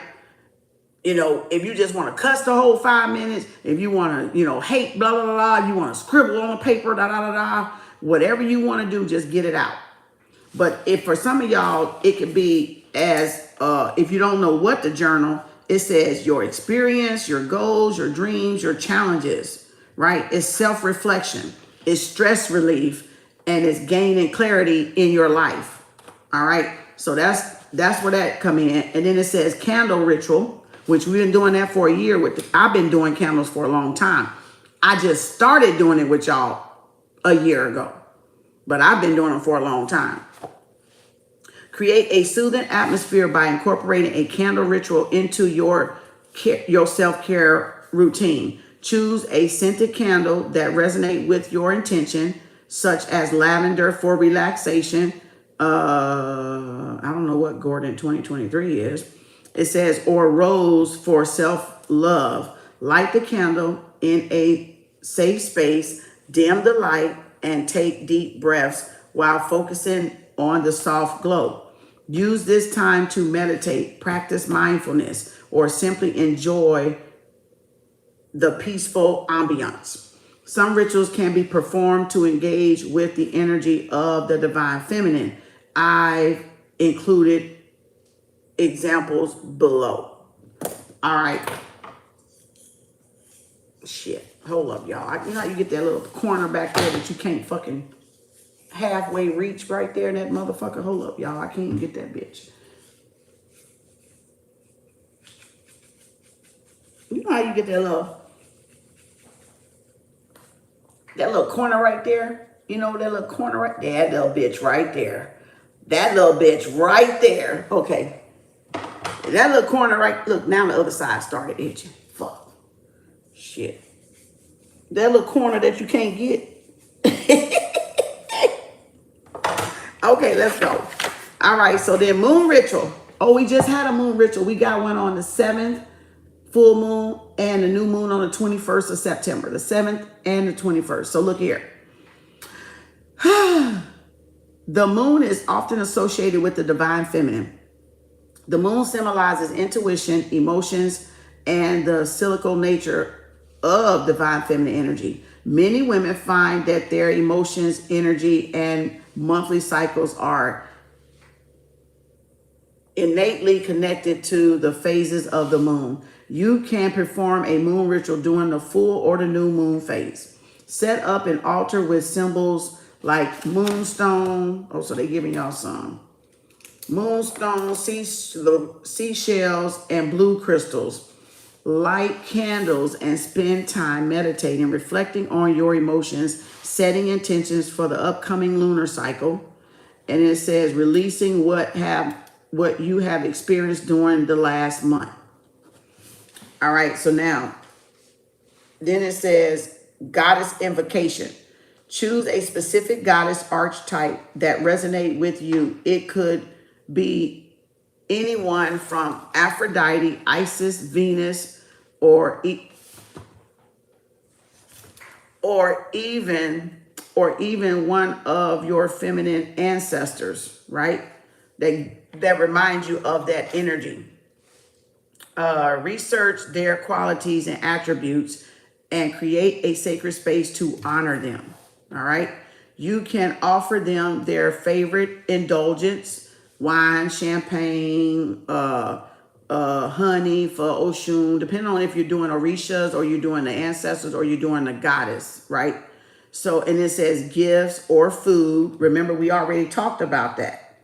And if y'all don't have an altar, if you want to sit some food out, venerate and offer and fruit offers, you can just sit it on your counter in a little saucer, in a little bowl, all right? And just leave it out overnight or leave it out during that day into the next day and then throw it away. All right, because some of y'all be ashamed to do altars and stuff because y'all have a lot of people coming through your house. All right. It says, so that's another way you can do it. Like when your family eat, whether it's breakfast, lunch, or dinner, just set the plate out first. Just give them theirs first. Set the plate out. Tell nobody don't fucking touch it. And then you can go feed the rest of the family and throw it out the next day. All right. Pray, it says through prayer, chants, meditation, or whatever resonate best, invite the energy of the goddess into your life. Seek guidance, empowerment, and wisdom through, it says, from their divine presence. Okay. Then it says sacred bathing. Draw a warm bath and infuse it with divine feminine energy by adding rose petals, essential oils, jasmine, lang lang, and Epsom salt. This is just her rendition of a sacred bath. It says, as you soak, visualize yourself being cleansed and rejuvenated by nurturing energy of the divine. Remember, these rituals are meant to be personalized and adapt to your own beliefs and preferences. Trust your intuition and create rituals that resonate with your unique connection to the divine feminine. She didn't say take a bath first, but you got to wash your ass first. Okay. Now it says benefits of nurturing. Practicing self-nurturing and self-care rituals have been profound benefits for our emotional well-being and personal empowerment. Our lives as women are often demanding lives. Take time for ourselves is essential for maintaining spiritual and overall happiness. Now, I take something called a spiritual bubble bath. Like that would be something like this, but not necessarily, because sometimes even with my spiritual bubble bath, I always do my spiritual shower because I'm just it's so ingrained in me to do the shower, period, like to clean myself, period, before I do any type of ritual thing. But the spiritual bubble bath would be like what she's talking about, just soak, and I do Florida water. So I'm cleaning while I'm in there, but it's not, I'm trying to do like a per se spiritual bath. You got what I'm saying? Like it's a bubble, it's a self-love bubble bath, but it's still used with Florida water, right? So I'm still getting the cleanliness and the protection and all that stuff. But 9 times out of 10, I don't do oils because oils is so dangerous in the tub that y'all have to be careful when you use the oil because it will make the water slick and your ass will be on the ass. Okay, you might fall. So be careful using oils. It's rare. I don't do oils. And if I do, I'm real careful when I get out. I hold on to the knobs and put 1 foot at a time and then get the 1 foot. But what you'll find when you get ready to get up, that's when that foot want to go like that. So I do not recommend oils at all, I save my oils for this. I don't do my oil or my tea light burn. I don't like that. It's too slippery. It's too risky. So be careful if you use, and it doesn't even matter if you put 1 or 2 or 3 drops. The shit is slippery. So unless you got that mat, and I don't like that because that's dirty and it don't be clean to me. I just don't. Okay, never mind. Whew. I don't like the mats. I don't like it's old fashioned to me. It's boomer day. I don't want nothing to do with it. I don't like the mats in the tub. That to me ain't sanitary. It ain't sanitary. Unless you're taking that up, washing that and cleaning your tub out before you get that spiritual bath, it ain't sanitary. Not that. Not the thing on the bottom. I can do the neck brace thing because I like to lean back and I wash that. So, but I don't like that plastic. I feel like it keeps too much germs with that plastic that they use for that suction thing. So be careful if you use the oils because it will make the bath water slippery. I just use dry herbs. That's all I do.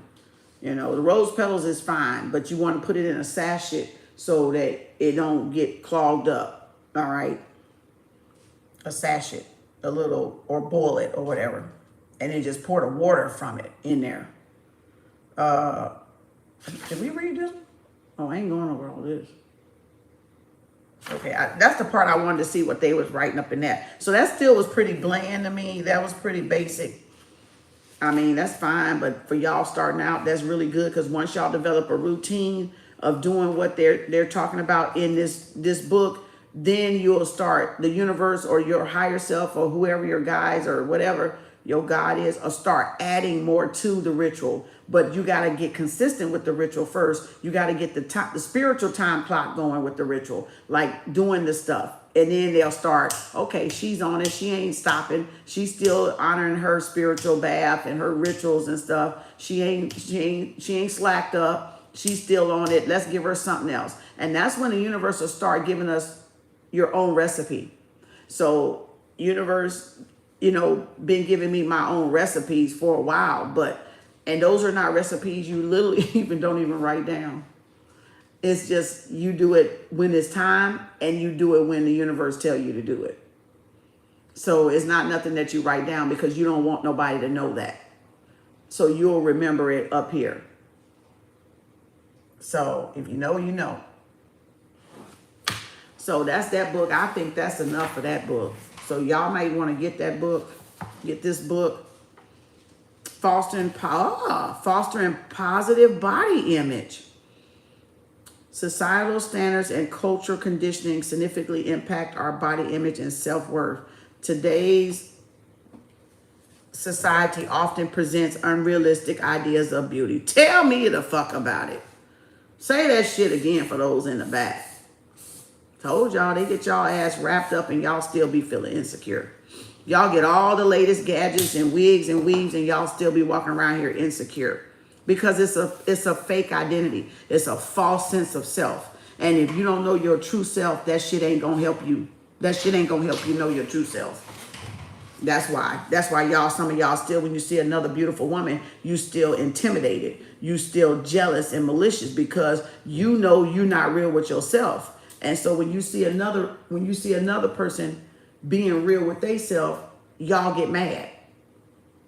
That's because that's a false sense of self you created around that false identity, that false imaginary, how I want to look in my head look. That's why. All right, nose itch, confirmation. And I'm not saying that's with every woman, but that's with some women that's jealous and malicious. That's why they're still jealous and malicious, because they have no identity of their own. Your identity is made off of somebody else's image. So you're not going to feel at home, not even in your own fucking skin. So y'all get what I'm talking about? It's different when women know they self and they put on that shit. But when women put on that shit and don't know they self, that's the false image that they put up.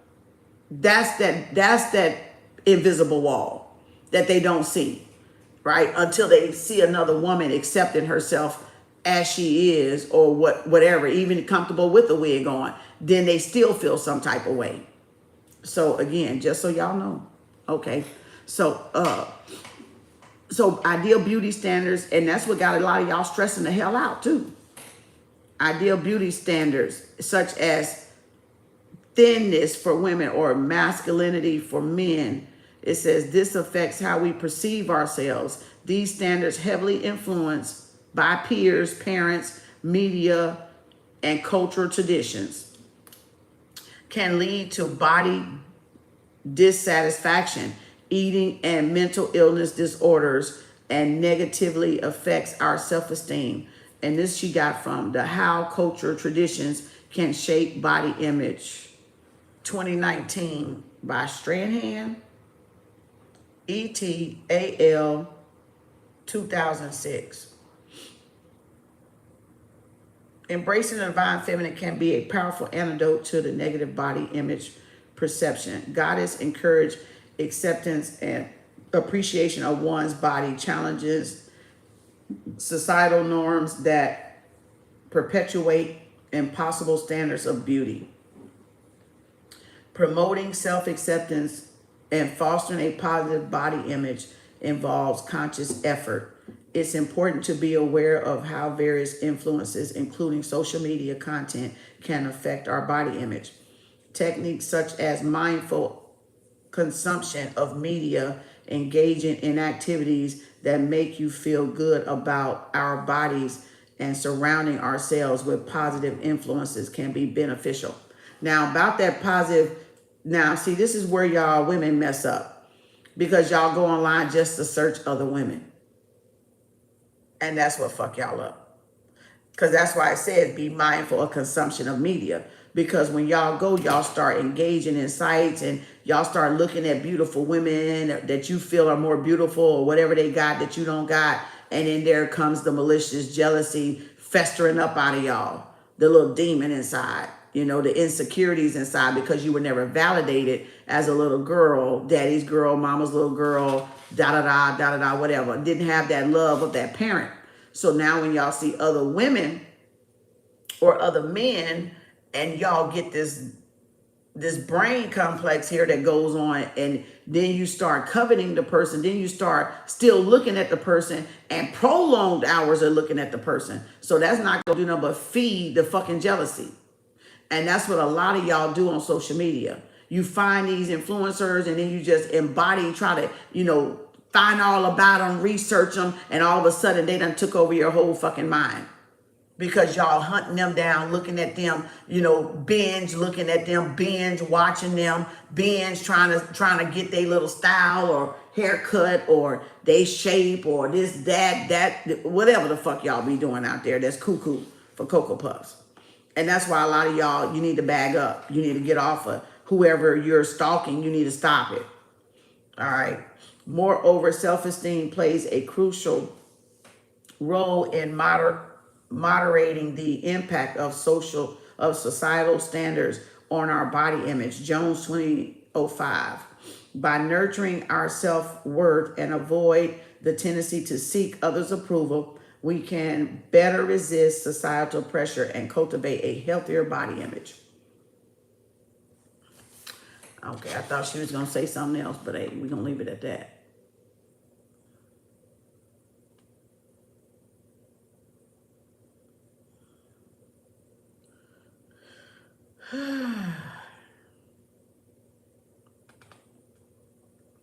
This is not a bad thing right here. It says by fostering a positive body image and nurturing yourself, you can challenge societal standards, embrace your uniqueness, boost your self-worth, and attract people that truly love you for who you are.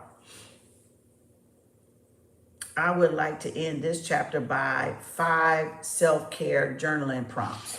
Okay, so there's some journaling prompts for y'all to help y'all with body image. Why my fucking nose getting stopped up? You can tell the fall coming. Okay. It says, write about a difficult experience from the perspective of self-compassion. What would Kuan Yin say about the situation? How would she recognize you to respond? And then it says, number 2, reflect how you perceive your body and its capabilities. How does your physical self-concept influence your daily life? Are there any aspects you wish to change? How might you cultivate a more positive body image through self-compassion and acceptance? Number 3, goddamn. Reflect on self-care activities you've been avoiding and explore the reason behind this reluctance. What might change if you started incorporating this activity in your routine? Identify and write about 3 things you're grateful for today. Remember, I said that 5 gratitude came out the other day. I asked y'all to list it down. Write those 5 gratitudes. And then look at that. Now look at that. Now look at God. All right, identify and write about these 3 things you're grateful for today. How do these elements enhance your sense of well-being? Number 5, write a letter to your future self, expressing your hopes and commitments to self-care. What advice would you give to your future self? And it says, describe a moment when you felt truly at peace. What elements contributed to that feeling? And how can you replicate those conditions in the future? Literally, I just thought about that yesterday or today. That one I just literally was thinking, like, I was thinking about, like, it's remember I told y'all it's these moments. It's these moments when you're on your journey before you get interrupted by any men or any women, depending on who y'all are, right? And you were in a good, safe space. You were in a happy place with yourself. Everything was, I mean, fucking perfect, right? And then you get these side goddamn motherfuckers that want to come in and, okay, and throw your ass off balance in the spiritual community, in the religious community, and people in the sisters in the spiritual community know what I'm fucking talking about. So stop acting like y'all bitches don't know. And then people, even the men fucking know. So you'll get derailed, and then all of a sudden you'll get on this journey, and then you'll get back on your journey a little bit. And then there'd be a time where you knew that was where you needed to be. And you never can get back to it. You never fucking can get back to it. It's like gone. It's like gone with the wind. Which is why I tell y'all, when you're on your spiritual journey, watch out for men and women that come and try to derail you. And so I was just thinking about, I had saw a picture and I said, that's that girl. I said, how do I get back there? Literally just fucking said that. Literally just fucking thought that shit up. Just from a picture. Just from a picture of me. Literally fucking just said it. I said, I need to get back there, spirit. That's the girl right there. And then it says, what were you doing, right? It said, and how can you replicate this condition in the future? It says, what elements contributed to that feeling? It says, describe the moment when you felt truly at peace. Motherfuckers. I was doing me and it wasn't a nigga in sight.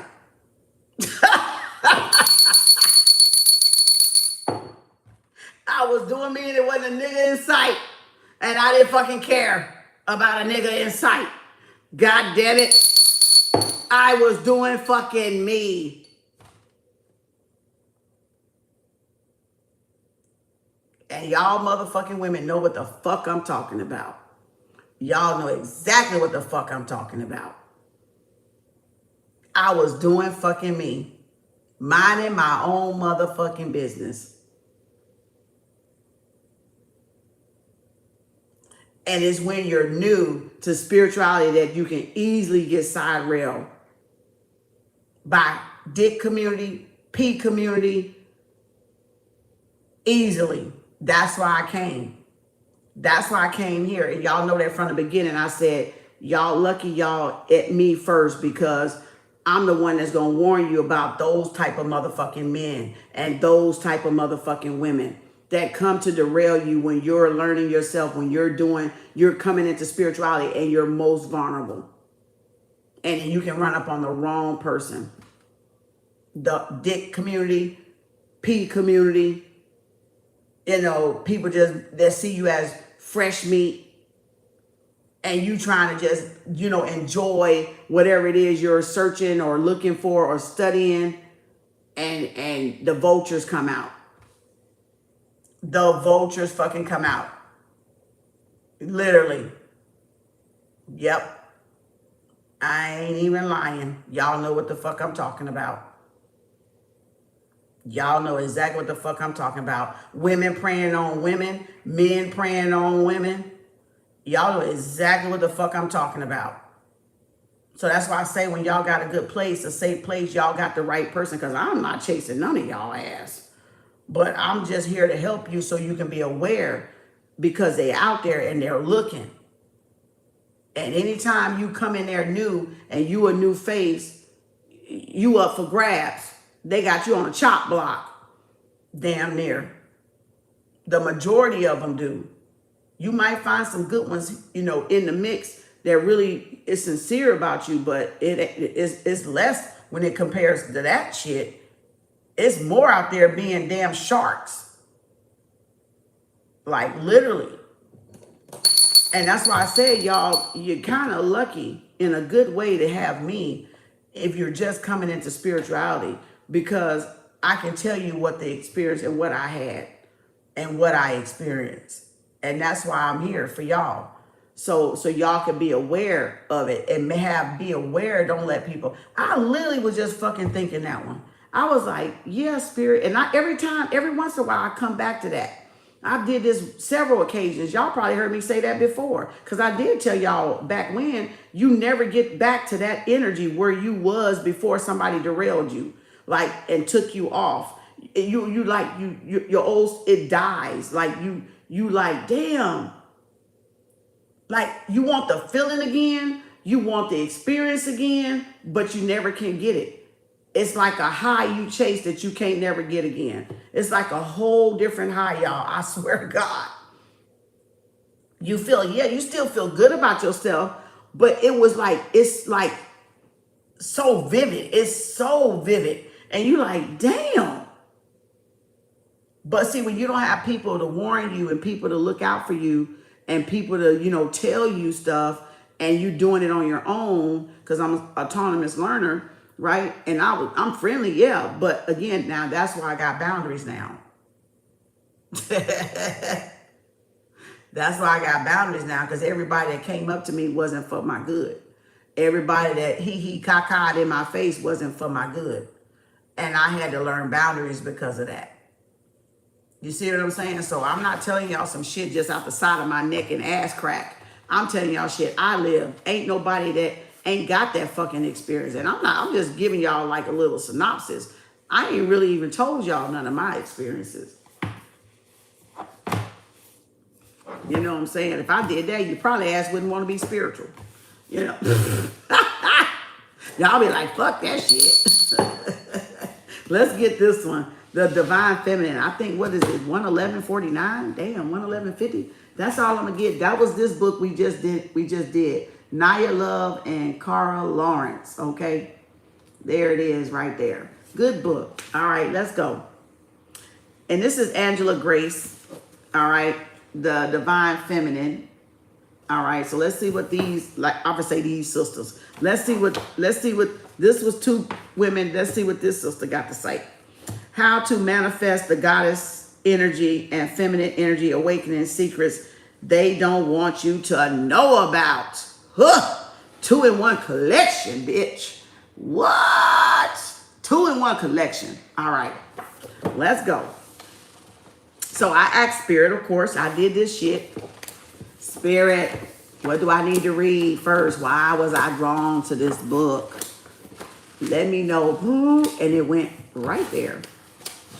All right, let me get that out the way and put my little sticker here. I was out, so I had to grab something that I could remember when I'm reading pages. This one was about feminine energy awakening preface. That's the chapter.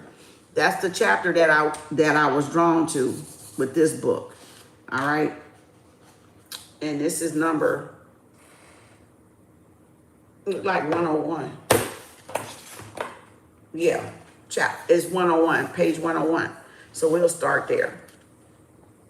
And we won't spend a lot in this one because it's probably going to be, look at there. That was reference right there again. Damn. In the middle of the book.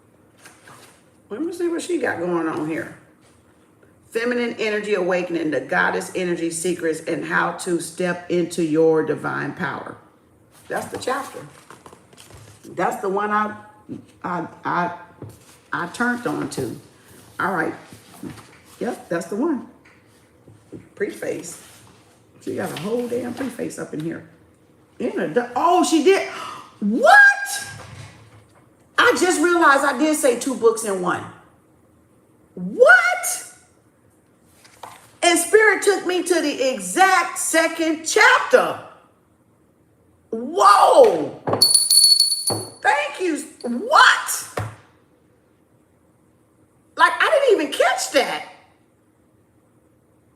My goodness.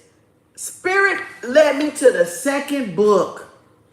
2 books in one. That's why I was like, why did she have reference here? Oh my gosh. And that's the second book, Feminine Energy Awakening, Goddess Energy Secrets, and How to Step into Your Divine Power. Y'all, I had no fucking idea. I opened to the first fucking page. No wonder it was saying preface. That's why I was like, why is she starting preface? Oh my goodness. Look at God. This. And then introduction. Look at this shit. Ciao.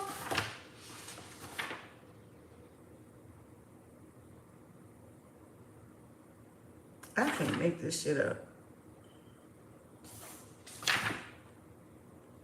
The hidden divine power within you. The magic of femininity. Example of Mary Magdalene.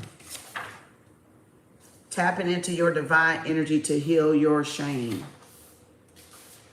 What is feminine energy and how to activate it? Self-esteem, raising exercise to implement. I'm just saying what's in here. How to stop giving away your divine feminine power. Keep your legs closed. Clear your divine vessel and release negative energy. Creating heaven on earth together. Dang. Maybe we need to go back to this one.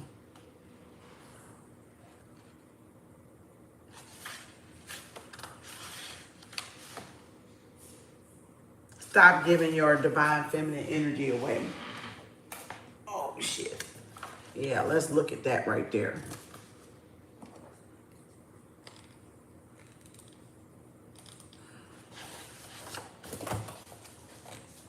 How about we go there?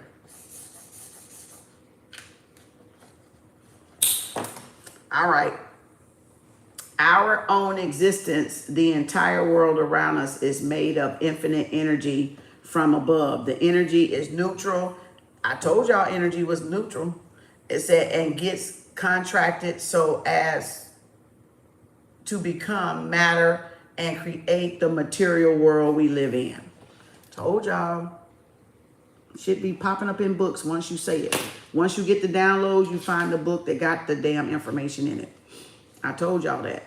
It gets its physical form and is manifested through our thoughts and feelings, reflecting both our masculine and feminine energy. We need to preserve that energy, stop giving it away to be happy and accomplished in life. We need to preserve it. That's energy conservation. However, this is not an easy task. Energy often flows away and is repelled from bodies, whether or not we are actively aware of it. Okay, so it's constantly in moving. Okay, in motion. Whenever we think about something that is bringing us down, we let our divine feminine power and energy escape. All right. Y'all got that? Do I need to read that shit again? Yeah. Whenever we think about something that is bringing us down, we let our divine feminine power and energy escape. Now, take a moment to process that. That's what she said. Take a moment to process that. Imagine that you go out and you have too many cocktails, even though you had convinced yourself that you would limit your alcohol intake to a couple of drinks. You get back home and you start beating yourself up. Thoughts of worthlessness run through your mind, making you feel bad about yourself. You are disappointed and you feel like you are never going to recover from that negative emotion. This is all draining you off your energy. All this self-loathing does nothing but keep you diverted from your goals. The same thing happens when every single thought that you have that brings you down, there are quite a few issues you are dealing with, which can make you feel bad and even lead to depression. If you are unhappy about your finances, if you are let down by the lack of discipline in following a new diet and exercise regime, if you are drawn to the wrong men, all these things drain precious energy. I'm sorry. Drawn to the wrong man. That's that narcissist shit for empaths that the other book was talking about, right? Drawn to the wrong man, that drains your energy, right? And it says you need to stop and find ways to protect your feminine energy. You need to prepare yourself to overcome those leaks and hold on to as much energy as possible. Social anxiety adds to the mix. When you feel uncomfortable and insecure within society, you spend too much energy. Rather than feeling cool and secure in what you are doing, you waste your energy and become exhausted thinking about the consequences. You overanalyze things. You measure the pros and cons. You play scenarios within your head, okay? That's draining energy. That's not conserving it. That's giving it away. That's wasting it. It says, this is not working out for you. It is time to break free from the vicious cycle, which has to do with society's opinions about yourself and your value. So it's kind of hiding dormant in that cause and effect right there. As you can imagine, perceiving your feminine energy is quintessential for your well-being. If you wait, now I can't see this book for some reason. She done typed some small shit. Okay, here we go again. Let me go back up here because I can't see her writing as small in this one. Oh, she spaced it out. Oh, Lord, this one done ran everything together. Hold on. Quintessential. If you waste that precious energy, it is like you throwing away your past, all the time spent creating that energy, all the sacrifices that other women have made and that they have suffered, so that you could enjoy the benefits of connecting to your inner goddess. All that would have gone to waste. Are you thinking of denying the very core of your existence? Unless you are on the brink of letting go of your feminine aspect in life, you need to do your best to avoid that. To maintain your divine power, you must treat it with respect and prudence. Do not spend it on thoughts, beliefs, acts, and relationships that do not live up to your standards. If you do, sooner or later, you will feel the negative consequence as your energy is running right through you. Oh, child. Oh, Lord. What did it say?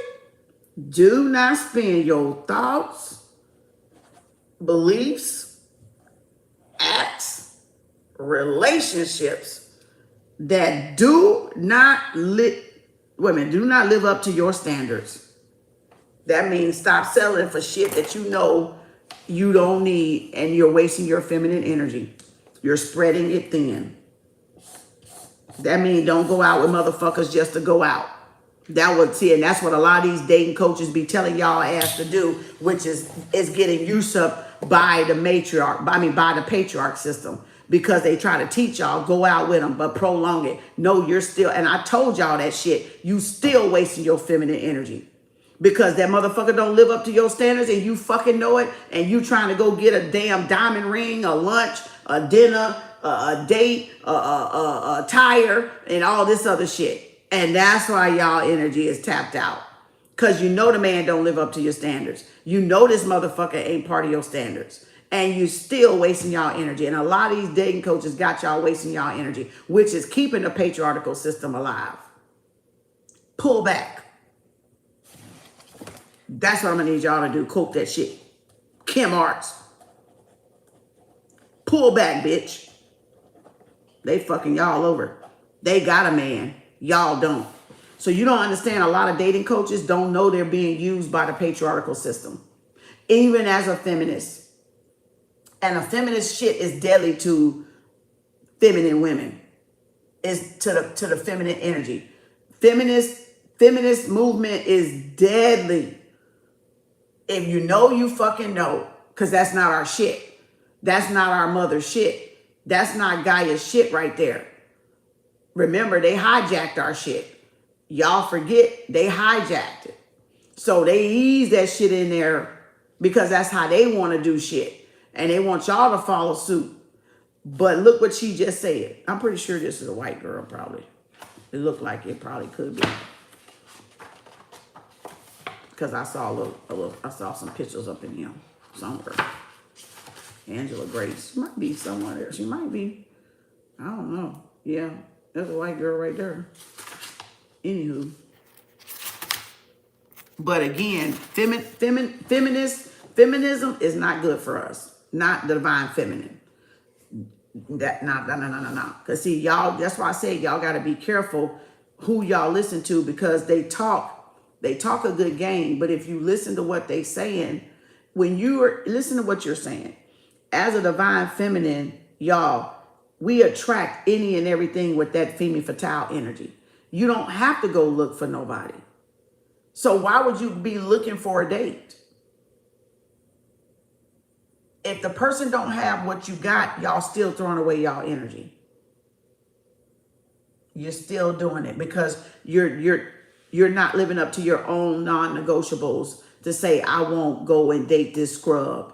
I won't date this. I just want a dinner. I want to see what I can get out of them, so I'm going to go out on a date. No, you're draining your feminine energy, y'all. Y'all draining y'all feminine energy. And all you're going to do is attract another scrub. He may have a little bit more money than the last scrub, but that don't mean you got something. That do not mean you got something. So again, that's just fueling the patriarchal system. Men that don't even need to date women, and y'all going out with them. So y'all making these men Machiavellis thinking they got some shit because y'all so desperate for a man that y'all go out and now they got the big old head thinking they something when they're not.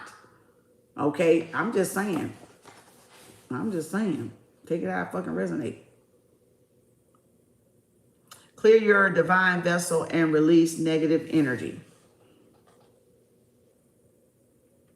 Do I want to read this? Where y'all at? Y'all going to bed? Is y'all going to bed? Y'all still up? Y'all ready to go to bed? Y'all ready to go to bed?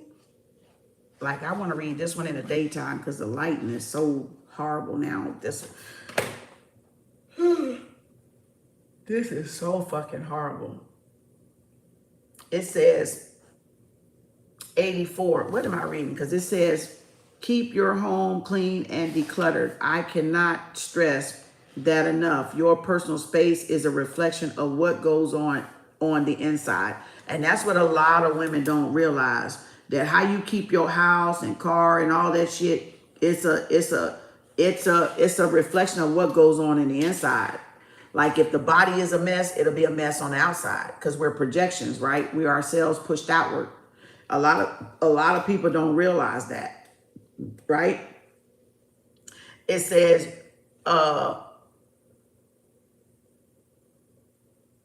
what it goes on inside, which means that a cluttered home means you are a mess. Told y'all that. I fucking told y'all that.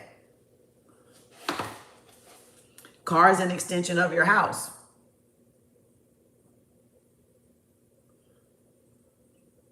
Kitchen and the bathrooms are the two most important rooms in the fucking house. The bathroom and the kitchen. because that's where cross-contamination happens.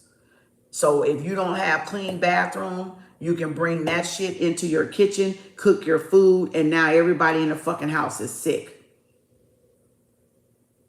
So if the kitchen ain't clean, goddamn it, most likely the bathroom ain't clean either. Because those are the two most important rooms in a house to a woman, is where she cooks her food and where she spends her private time in her bathroom.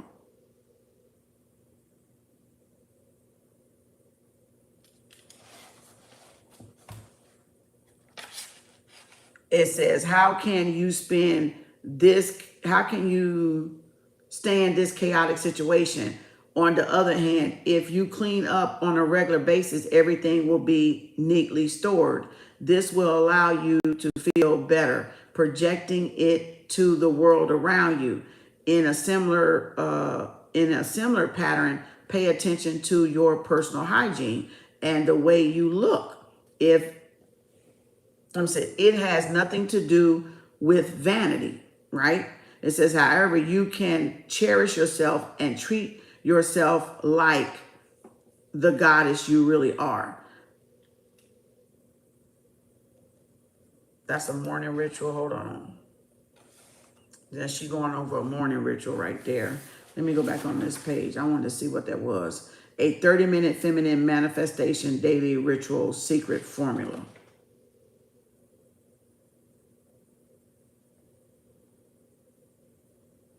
Making your bed, right? Making your bed when you first get up. That's in here. She got that up here. You know, where does it go? Making your bed will give you a sense of accomplishment. And this is a wonderful feeling to hold on to throughout the day. Because you got up and make the bed. You know how many people run up and rush out and don't make their bed for weeks at a time? Write down your routine and stick it on your wall for inspiration. It works. Open your windows and take in a deep breath of fresh air. Open the windows for a couple of hours. Let the air circulate, right? You don't have to be open all day. Just open it to get the old air out and bring in some fresh new energy. As soon as you wake up, you should open your curtains and let the natural light bathe the room. This is a symbolic way to cleanse and purify the environment you are in, while at the same time lifting your spirit up high. Open your windows and take in the deep breath of fresh air. This feels rejuvenating, right? Of course, it is all a matter of where you live. If you are in a courtyard or courtside, or if you have a garden, you will smell the blossom flowers and even listen to the birds chirping happily. Even if you are not, though, it does not matter. Appreciate where you are and be in the moment. All right. Okay. What you say? What you say?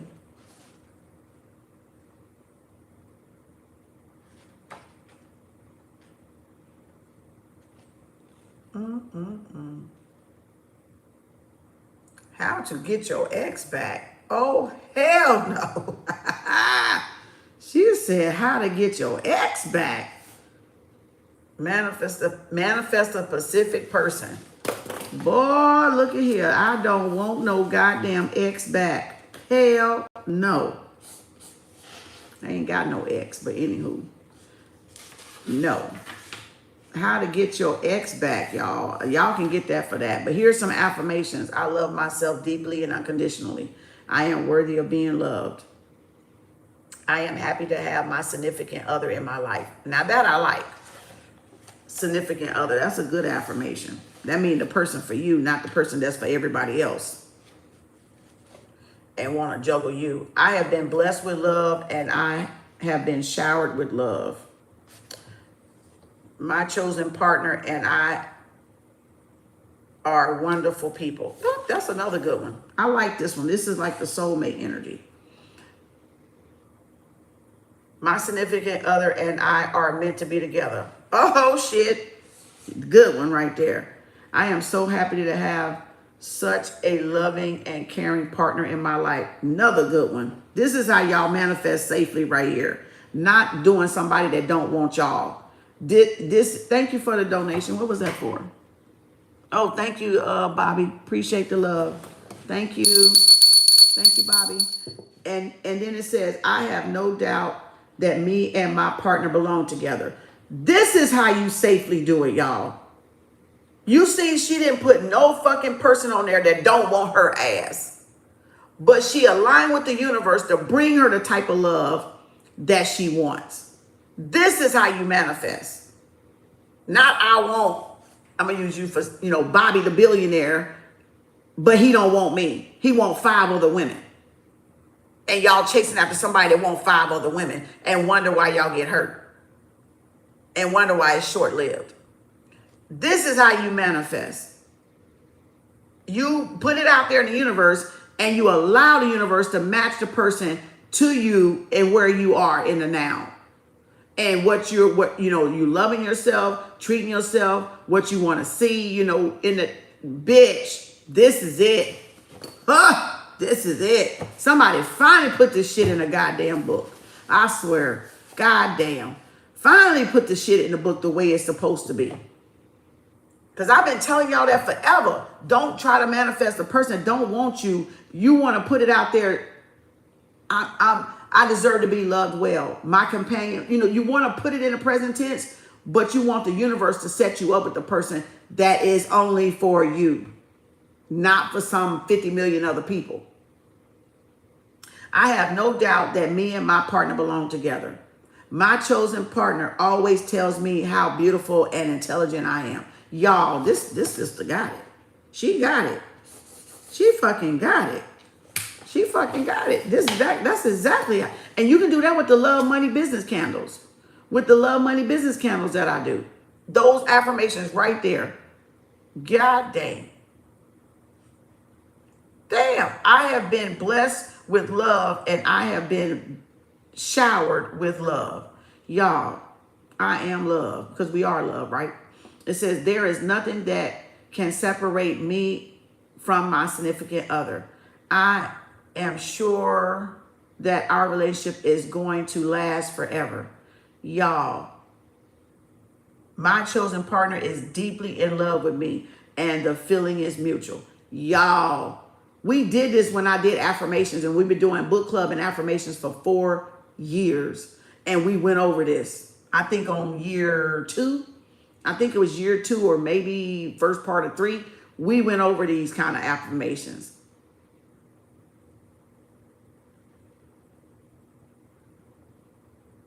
Boy, I am thankful almost all the blessings I have in my life.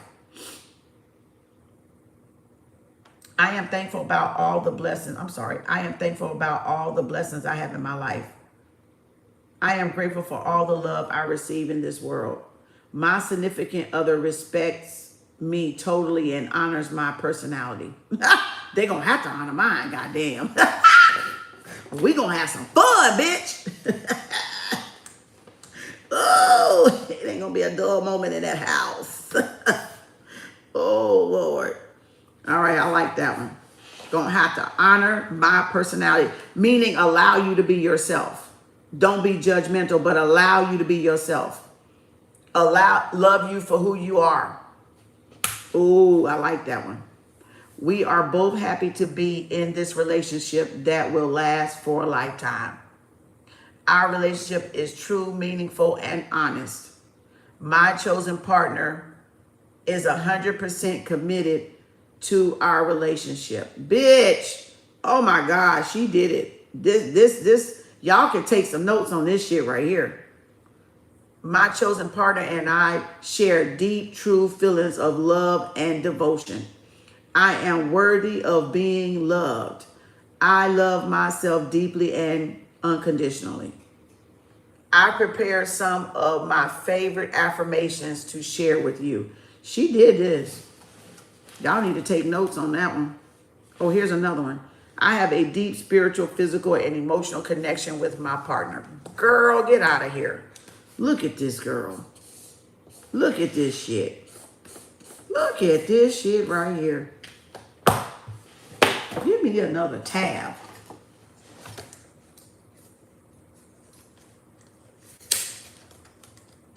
Give me a goddamn tab. This page deserves a damn tab. Damn it, Tabitha. How to get your ex. Now, I don't know if I want to read that one.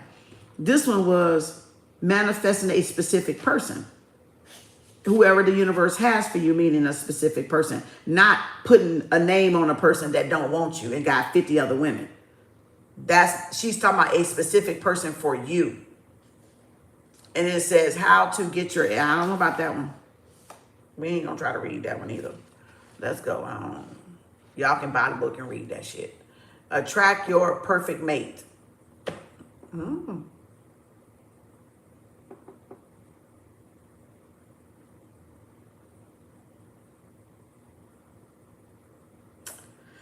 I'll let y'all read that one. Manifesting love. Y'all,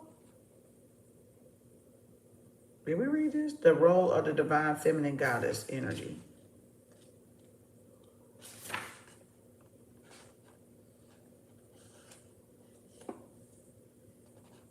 Okay, I think that's it. I think that was enough on that book. It's starting to hurt my eyes because I'm straining. How can I use quantum physics tool to attract what I really want? Well, since I done came to the quantum physics side here, this is a question that most be popping up in my mind a lot. Well, there are tools that you can use. First and foremost, you need to increase the vibration frequency you emit. Y'all heard that? I thought so. Can't get it on a Jezebel level. Can't get it on a bottom feeder level. It said you gotta what? Increase the frequency that you emit. Right? And it says it sounds simple enough. Does it not? Unless you understand how you are able to do so, though it is not going to be consistent. There are many ways allowing you to accomplish this increase in your body vibration. The most common of them all includes laugh. Bitch, she said laughter. Bitch, what the fuck? Y'all, the most common of all them include laughter, meditation, and workout. Bitch. Bitch. Told y'all had the best place in the motherfucking goddamn internet. All we do over here in this bitch is laugh and quantum jump. Poop, poop, poop. All we do is jump timelines, frequencies and shit. Y'all, told y'all ass. I told y'all fucking ass. She put laughter first, y'all. She sure did. She sure the fuck did. She sure did. I'm going to let y'all see this page just so y'all know I wasn't lying.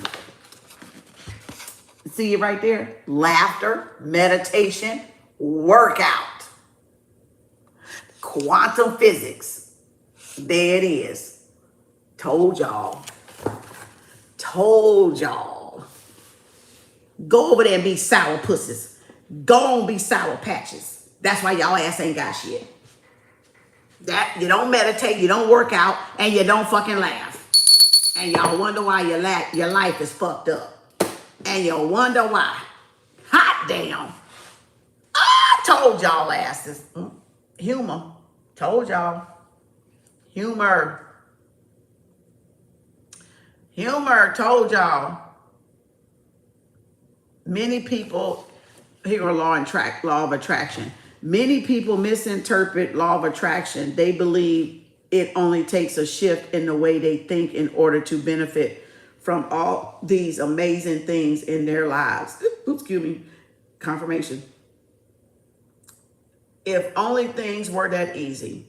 Nevertheless, it is necessary to dig deeper. If you are really determined to change the course of your life, you need to aim at your subconscious mind.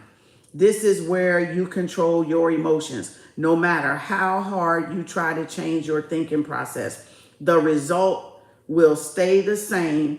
It goes without even saying that you should try to put aside any hesitation and step out of your comfort zone.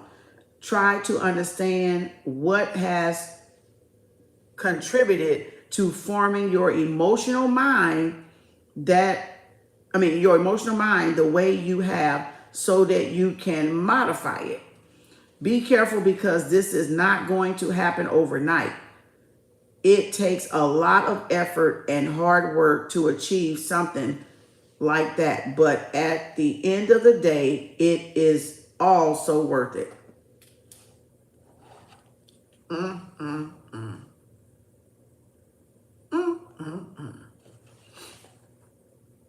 I'll be John Brown.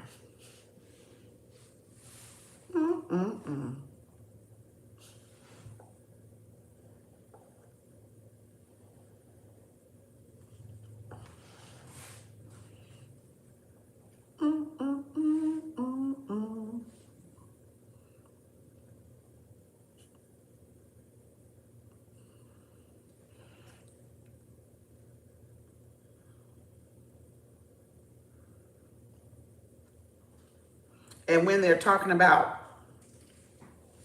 the vibration, it's the Schumann resonance. She got the resonant frequency, but it's the Schumann's resonant frequency. It says what you should understand about frequency is that everything in the universe has one. Nevertheless, there is a specific frequency for every little thing in the world that allows that particular thing to form at its peak, to perform at its peak. Okay? Does that make sense? This is called resonant frequency, and defines the point when something reaches its highest level of oscillation, right? Remember how I told y'all how to tap into your root chakra energy when we first started, like within the first 1 or 2 years back, A1ers, day oneers, and I told y'all to sit down. Like I told y'all to sit down in the chair, right? Sit up on that tailbone, right? And we did that exercise where we was oscillating, and you could feel your root chakra spiraling and oscillating. If you sit up in the right thing, put your hand down and close your eyes, and you will feel that root chakra. You'll feel it. If your Kundalini is active, you're gonna feel it. And we were sitting down, and all of a sudden, if you sit right, you will feel it, and your body will start doing this. Y'all remember when I was doing that, and my body was going with the swirl, because I was on that bone. I was on that actual butt bone. I was sitting right. First of all, I was sitting right, and we was meditating. We was up. We was frequency. We was up, right? And so we were just sitting there, and all of a sudden, when you meditate and close your eyes and you hone in, you can feel it. There you go. It happens like it automatic oscillation. So, but you gotta be attuned, you gotta be aware, you gotta be elevated. And it just, soon you sit in the right energy, in the right spot on your bottom, you will feel the root chakra. You will just feel it twirling. Y'all remember I showed y'all that exercise, and she put it in there, and that's great. She put it in there. So anything at its highest peak has this is at its highest peak. You say, oh my God, you can feel that. There you go. There you go. Yep, I hadn't done that in a while. I do it, like, I think I did it maybe like 3 or 4 times now. I don't really, but this triggered it. That's why I did it, because I was like, oh shit, this is the shit I told y'all years ago, you know, how to tap into that energy and meditate. And if you sit on the butt right, you'll feel it swirling. Like, you gonna just be like, just hone in that energy, and then get that energy to go wherever you need it to go in the body. Send it wherever you need it to go. Pull it up. That's the Kundalini energy. That's coiled at the base. See, it's waiting for instruction. You got to give it instruction. You got to not really give it, but ask it. Like, how do I do this? How do I do this? What do I need to do? How do I, heal this, heal that, enlighten yourself. Thank you for sharing that. You're welcome, Goddess Energy. And that's how you get it. And I'm in a soft cushiony chair. And it doesn't matter. You just got to get to the right. That's why you saw me moving. I had to get back in my right seat to feel it. At first I didn't feel it. I was like, okay, let me move back a little bit. I'm not quite situated on my root chakra, on that root chakra base, right? So once I did it, soon I did it, it takes seconds. It takes seconds to tap into that. So yeah, you're welcome, Goddess. All right. So again, use that energy with meditation. Make sure you're always rooted and planted, and you will feel it. And sometimes it gets hot, like it goes like almost like the pendulum. Like you may feel it like real lightly at first, like real soft, but then some days it'll kind of get another, like a strong kick in it, it get ramped up. So yeah, play with that a little bit, get to know yourself. You understand that everything is vibrational. The moment you realize the specific vibration you ought to reach for making the most out of your manifestation, you have what it takes to proceed with the knowledge in mind. You can never fail in your endeavors.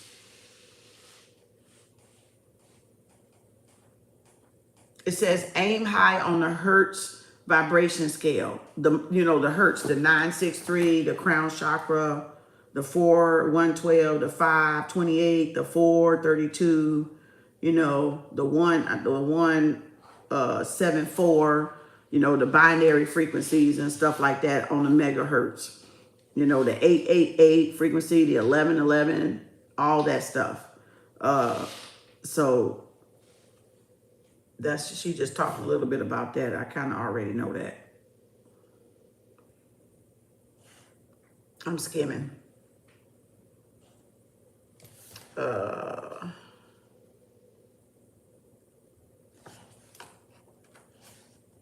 That was the introduction to manifesting for women.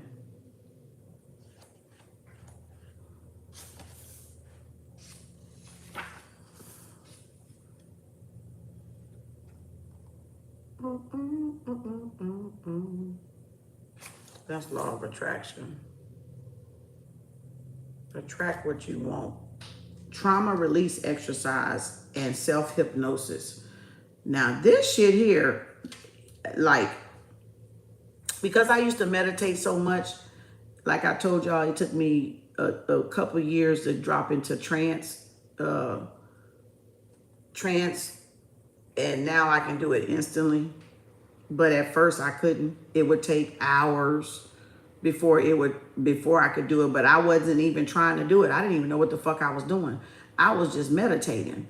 And all of a sudden I realized that it got quicker over time, like over years. I ain't gonna say the years because people like to steal. But over years it got quicker. And I was like, well, damn. Okay, if I could do this then and turn it on and off, then I'm Gucci.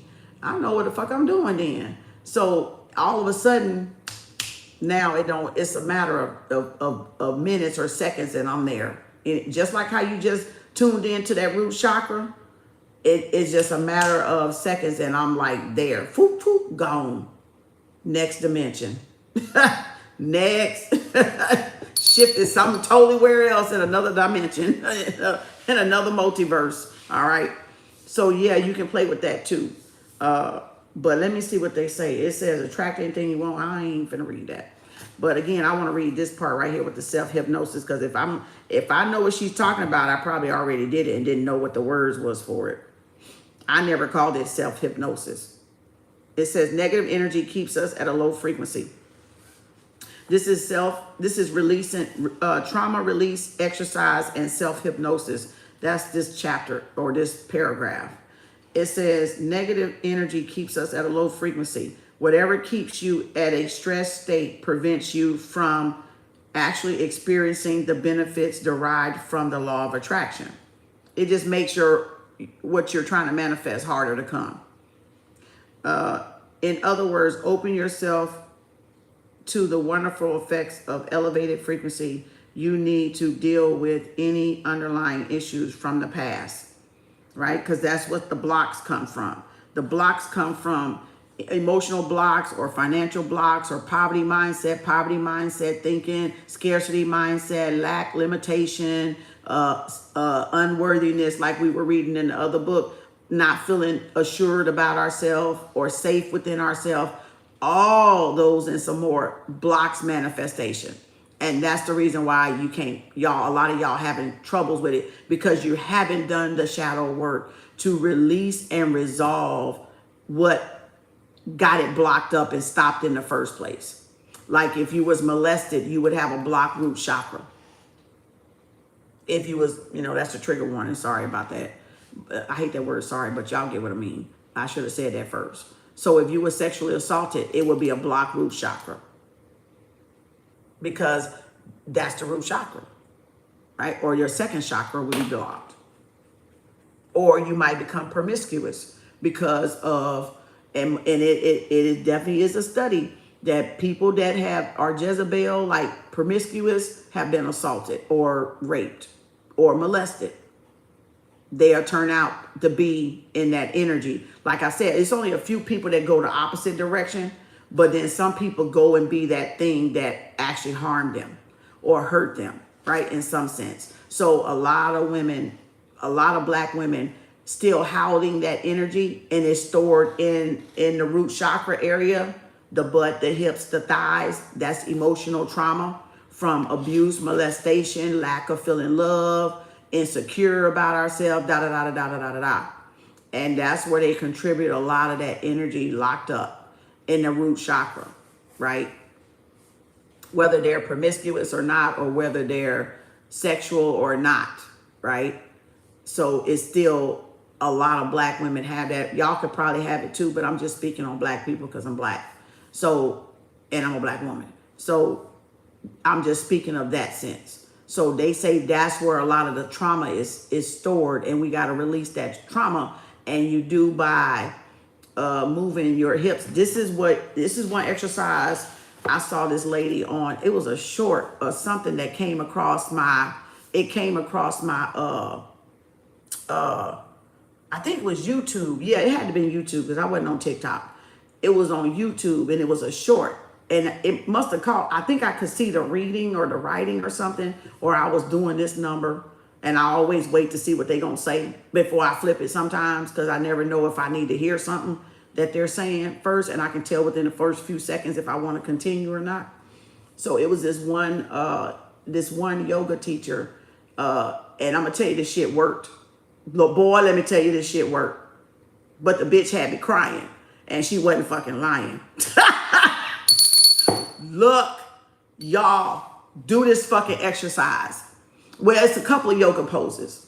It's a couple, but this was a bed one. This is like when you wake up in the morning, or you go to bed at night, or when you first get up in the morning.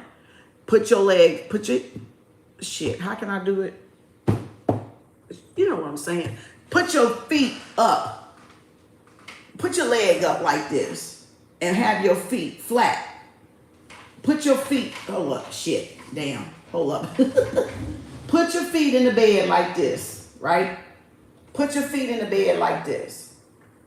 And put them together. Keep your feet together.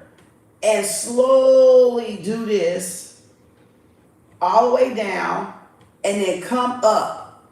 Y'all, after a few times, your leg is going to start convulsing. Literally doing this. Do it as many, at first it ain't gonna feel like it. But once you get a couple of them strokes up in there, like a butterfly, y'all, your leg gonna start doing this, right? It's releasing the trauma. So it's gonna start just fanning. The next day or two, I was bawling. Kid you not. Kid you not. My ass was crying. I said, that shit actually worked. And that's how we release the trauma in our hips and stored in our hips and in our root chakra. And just do that as long as you can stand it. Do that. And boy, my leg was like, and I'm still trying to close it and do it again and close, and it was just shake. The next couple of days I was crying. Another one, a yoga one. You're welcome. Another one, get you a yoga mat, right? Because I do, yoga, because I'm a yoga teacher. But do a yoga mat and then do this number 2. Roll from side to side. You're going to release the trauma because you're loosening up all that hip and all that energy that's stored in the hip from the root chakra being blocked. Whether you had abusive boyfriend, molestation, an assault, or felt some insecurity like you were teased about, the lower part or whatever the fuck you want to call it. So you sit on it and you rock. Or you do the butterfly. Put your heels together like this and go on your butt like this. But your feet are touching each other. Y'all know what I'm saying? I can't do it in this chair. But pull your feet together, put them together, and rock. Y'all, it releases the trauma. And you're going to be crying. So I got to warn you. If you start crying, that's why. Those 3 exercises right there will release the trauma. But the lady was doing it in the bed. And I said, interesting. And I was like, because she had a description. She was like a witch, something. I don't even know the name. Ain't seen her in so long. She might pop up now that I'm talking about her. But when she do, I'll share it. And then she had like the way you sleep was even associated with it, y'all. If you slept in a fetal position, if you slept like you was running away from something, you know how you sleep? Some women sleep like on the pillow, right? On the pillow, like this on the stomach, but one leg down and one leg etched up. It's because you're not safe. You're like ready to take. Oh boy, she had broke that shit down. She broke that shit down. I said, I ain't never heard of this. But again, I ain't never heard of it. So like I haven't seen her little short in a while. But she's out there floating around. She may pop up and I'll show her to you now that I'm talking about her. But that thing in the bed was absolutely correct. You can just lay on your back, put your legs up, put your knees together, and just spread them and come on. At first you're gonna be like, ain't nothing happening. You're gonna be like, what? Ain't nothing happening. All of a sudden, girl, you're gonna get ready to come up and your legs gonna start convulsing. They gonna start trimming like this. And you're gonna be like, shit, what the hell going on? Y'all, pent up trauma. Pent up trauma. Ancestral trauma. Past life trauma. This life trauma. Y'all gotta try it and let me know. Y'all gotta try it and let me know. Y'all have to try it and let me fucking know. Let me know, did you start crying the next day or two or whatever? Did you just start weeping for like out of nowhere? Out of nowhere. Y'all let me know. So that brought that on because I forgot about that lady. You're welcome, April. I forgot about that lady. Because I hadn't seen her because all the other videos I looked because of the algorithm. So it moved her out of the way, and I just didn't think of it until I saw this hypnotizing part right here. And I thought, wait a minute, yeah, that is another way you can release trauma. Because the trauma release got me. That's what got me. When I said, wait a minute, yeah, that is a trauma release. So do those 3 moves, y'all. Do those 3. Roll your hips, butterfly, rock on both sides, and then do the butterfly. Put the feet together and do it that way, and then just do it with the rolling from the side to side like that, right? And then do the one in the bed, standing up, like not standing up, but your feet propped up. Watch what happens. Y'all let me know, because I swear that motherfucker had me balling. I said, I love a good cry. Shit. Oh, I love a good cry. Because that's them ancestors like, let me out of this bitch. All right. And they hear you. They're like, uh-oh, what's going on with my baby? Oh, no, she just releasing. Oh, thank you. She releasing it. See, they go to clapping when they come and see why we crying, because that crying get them coming quick. All right. But they come and they go, oh, okay, she all right. She all right. She just doing what she need to do. Thank you. Oh, I'm so proud of her. Look, they start clapping for us. They start clapping because that's a different type of release. That's a different type of crying, but it's still a release. It's still a purge. But when they come and see, oh, while you're doing it, oh, thank you. Oh, she's going to feel so good. And they rooting for you. See, they start rooting for you because you're doing that self-love, what she's talking about. That's a form of self-love. You want to release something, right? I hope that helps y'all. And don't be afraid if you start crying and weeping, or you might feel like, some of y'all might feel like crying as you start doing it. But it depends on how deep the trauma is. It just didn't hit me till like the next day. And I didn't realize it. And I thought, damn, that shit worked quick. That was my first thing, because she said you're gonna cry. And I was like, damn, that was quick. But I'm always doing shit like that. I'm always doing stuff like that. But I just didn't expect that to work because it seemed like too simple to be good and true, but it was absolutely true. So yeah, see, that's doing, y'all. That's doing. You don't know until you do it. And that's what I keep trying to tell y'all. You gotta just do the shit. If I mention something, just do it. Not nothing bad. But if it contradict you, then yeah, ask your guys. But that wasn't nothing to just even think about.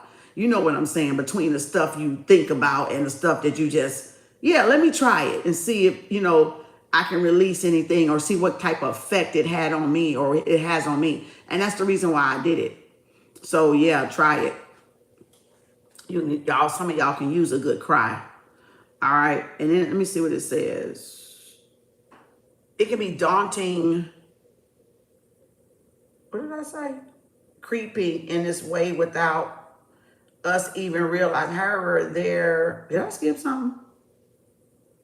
However, there are ways to settle the score, bury the hatchet, and come to peace with our past trauma.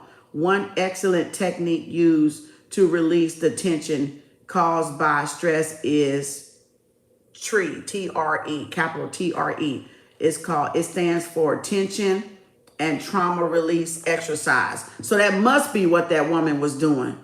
It is actually a natural method which you can see in an animal kingdom if you pay attention to the signs. When you see a dog feeling scared about an immense threat, you will most likely notice that it starts shaking. Through this repetitive move, the dog releases its tension. Yeah, they start doing that. And that's kind of like what your leg's going to do with that movement that I was just telling you on the bed. It's going to start like,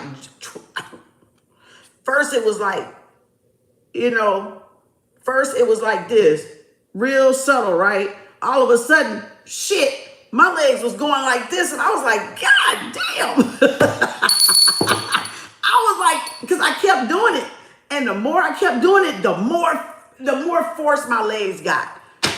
Y'all, goodness gracious, you said you've been teaching your daughter about crying to release and not out of emotion. Yes. Teaching her she's in control. Yes. Yes. Yes. Thank you. Thank you, Z. Thank you. So yes, teach her even that exercise. Teach her even that exercise. A lot of it don't even have to do with you being assaulted. A lot of times, like I said, it's ancestral trauma because they've been assaulted and it went unresolved. And we carry that. We carry our ancestor trauma. So it's about releasing all of that. Whatever happened in this lifetime with y'all and whatever happened in the past life. And crying is just as good as laughing. Exactly. That's why you see me crying and I'm gonna be laughing, but I'm in tears because we're getting the release though. We're still getting that release, so that's a good thing. But this and it says thus. Let me see if it even. Look, yeah, it kind of describes it. It says thus the shaking can help restore the balance and frequency in your own body. Your body is more relaxed, vibrating in a positive manner. Emma Claire Donovan, 19 or 14. You can practice TRE simply by putting pressure on a specific muscle on your body. One fine example would be to lean against the wall as you are standing upright, touching the wall with your back. And it says, start slow, opening your legs a little. Act like you are trying to sit down. So it means doing a wall sit. So you'll start shaking with a wall sit, and that actually releases energy too. But it also gonna strengthen your muscles in your legs too. But you'll start shaking because you're like, shit. So wall sits could be one. It said gently lower your body and bending your knee. Yep, that's a wall sit. Once you feel your leg muscle burn, hold the position. Gradually, you will notice that your legs are starting to shake. Yep. Push as much as you want without causing discomfort. So yeah, doing a wall sit would do it too. So the exercises are called capital T, capital R, capital E. All right. You can lie down on your back. Okay, this might be it right here. Girl, if she got this in this damn book, I'ma scream. Lie down. It says, alternatively, you can lie down on your back.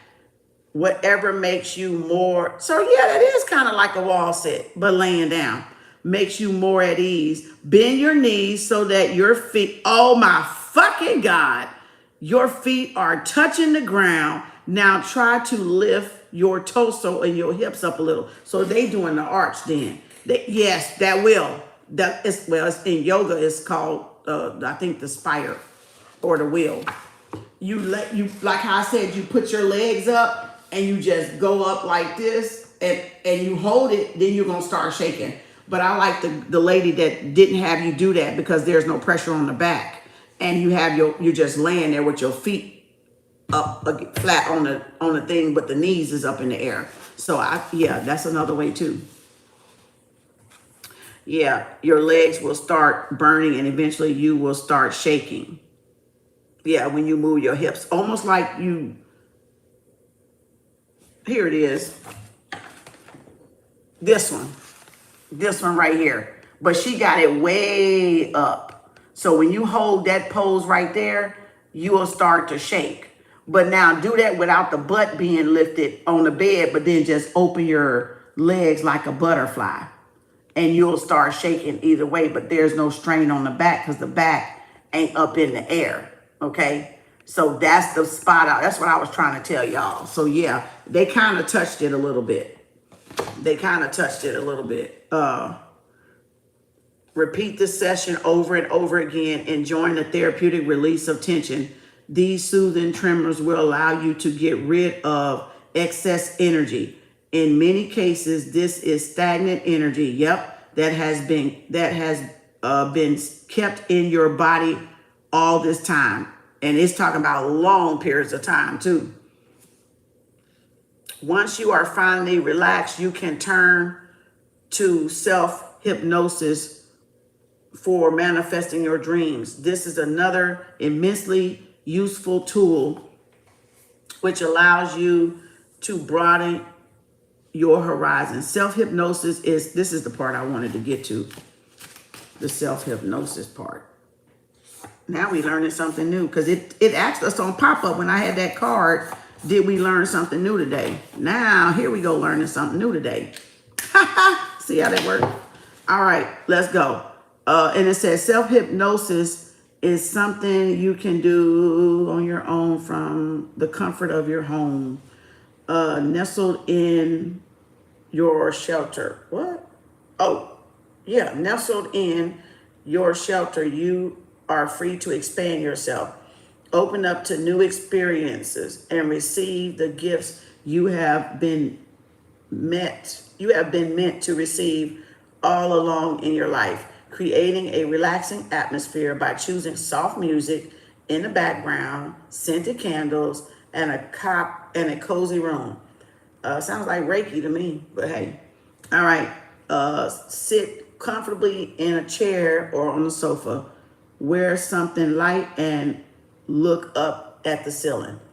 Once, of course, it goes without even saying that you need to pay attention to the temperature, as well as other details that might stand in the way. For instance, if you are feeling extremely hot, you cannot get into the state of hypnosis. All right, so you got to be comfortable. In the air around you has to be comfortable. The heat will distract you from achieving that nothingness in order to let go of your conscious mind. What I fucking tell y'all about that motherfucking nothingness. Nothingness is everything, and everything is fucking nothingness. And I'm the mother of fucking nothingness. God damn it. What the fuck I be telling y'all ass? This is some shit right here. Boy, let me hear. Let me tell you. Hey, what did she just say? Huh? That's why I picked this book up.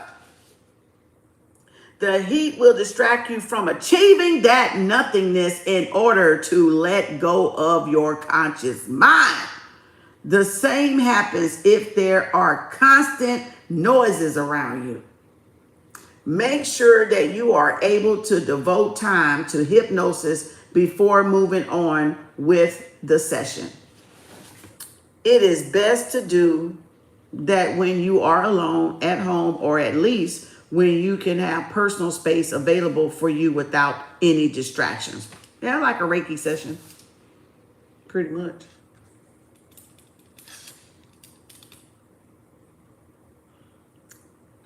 Focus on your breathing as you repeat to yourself that you are very tired. You want to sleep. After a few minutes, you will notice your muscles letting go. Breathe in and breathe out slowly, enjoying the silence and absolute harmony all around.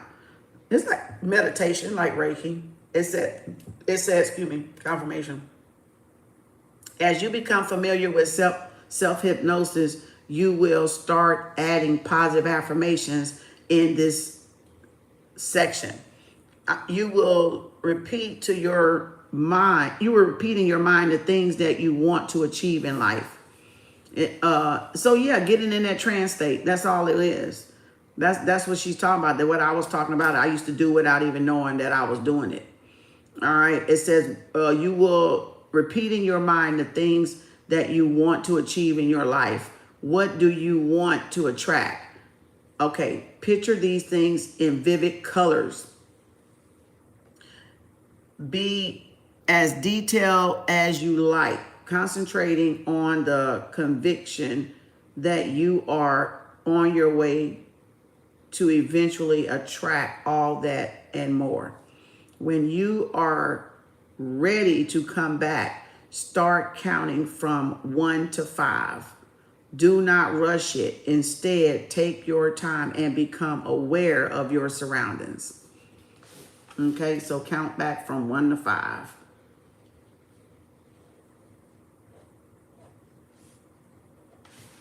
Okay, and it said the first time you practice self-hypnosis might feel a little awkward. After regaining consciousness, you may feel lightheaded. However, you will grow into this experience. After a few sessions, you will require a lot less time to balance between the conscious and the subconscious mind. Moreover, the benefit that you receive from hypnosis amplify as you stick with the pattern, Give it a try and divulge into the mysteries of what lies within you.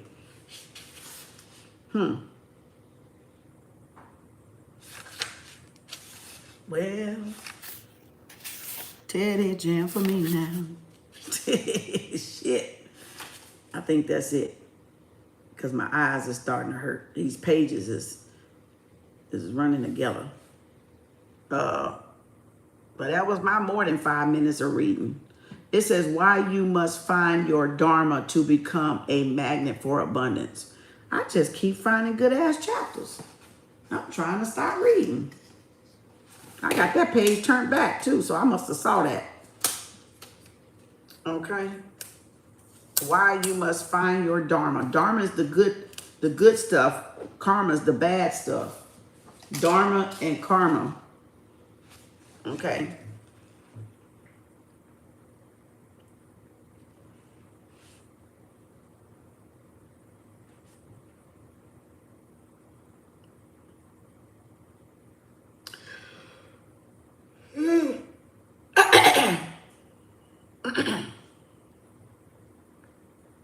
I'm trying to see if I want to read this. I'm skimming. The laws of Dharma.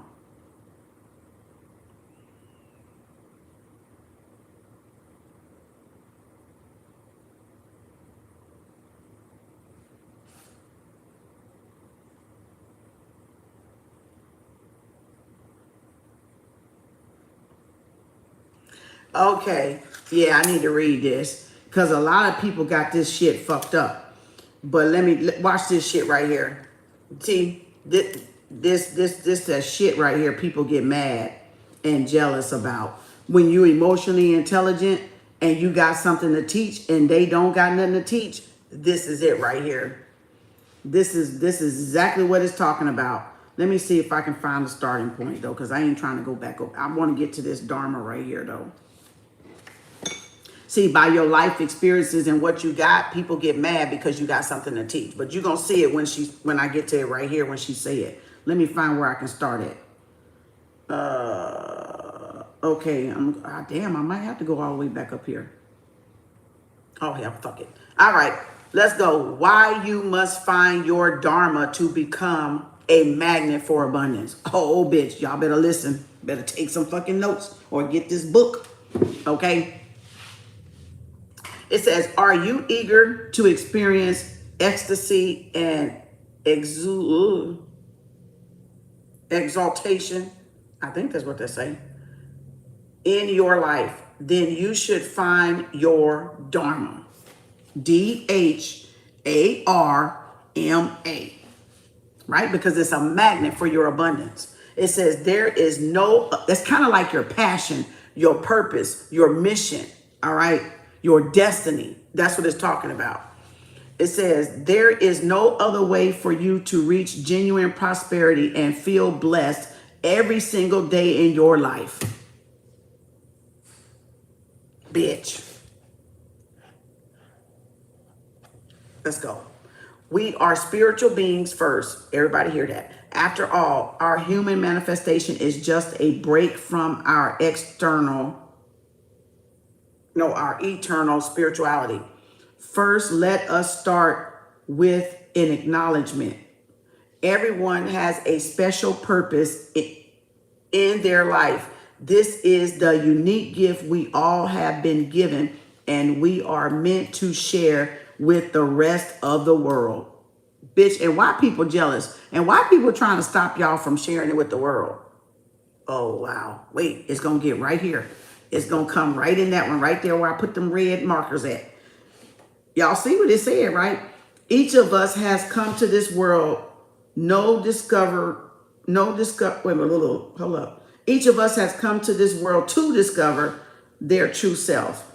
Our talents need expression.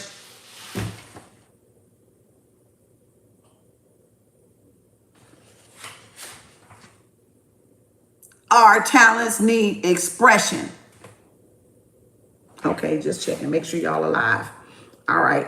Otherwise, they would just go to waste. However, it's essential that we understand what it means to have special talent. Think about your life. What are you good at? I just motherfucking told y'all ask this the other goddamn day. Think about what you're good at. I just literally told y'all this, y'all, when we was having pop-up or something. Or a candle or something. In fact, what can you say you excel at without thinking twice? I told y'all this shit the other damn day. Oh my God. Look at Goddess. Maybe you are great at singing, dancing, building homes, or cooking. Some people are great at creative activities, while others are more practical. No matter what it is that you perform awesome at, you need to stick with it for good.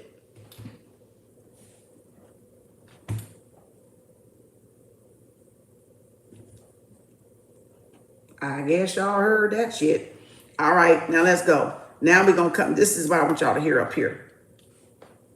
Now, some might claim that your talent is your way to make money. This is your way to acquire fame and wealth in the materialistic world. Nevertheless, this could not be further from the truth. The talents make room for you. Your personality makes room for you, right? I did, didn't I? What you should focus on is helping others. Do I not? Yes, I do. I focus on using my special talents to help evolve others. That's my dharma. Got it? So then it says, oh, I got the goosebumps. Thank you, Spirit. Oh, they're kissing me. All right. So it says, and focus on helping others, right? It says, serving humanity is a paramount importance. I serve humanity. I serve humanity. Service to others. Paramount. Not just thinking about myself, not just thinking about one color or one race, not just thinking about all females and not men, all of it. Just like her, all of it. All right?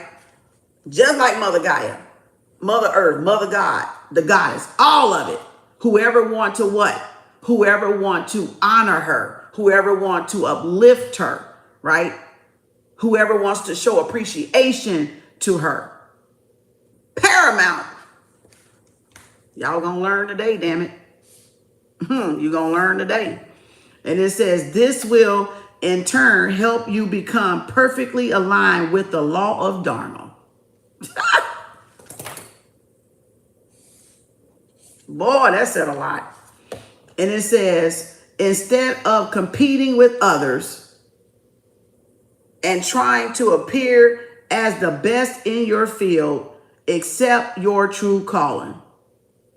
So a lot of people, like I said, is in competition. Whether they're doing the same thing, I got coaches in competition with me, and I'm doing tarot. But we say some of the same thing because I got wide knowledge. I got a lot of knowledge and wisdom across the board. So they get mad. And they want the same reaction that they may get from, like I may get from y'all. They want it for them, but that's not. Look at what she said.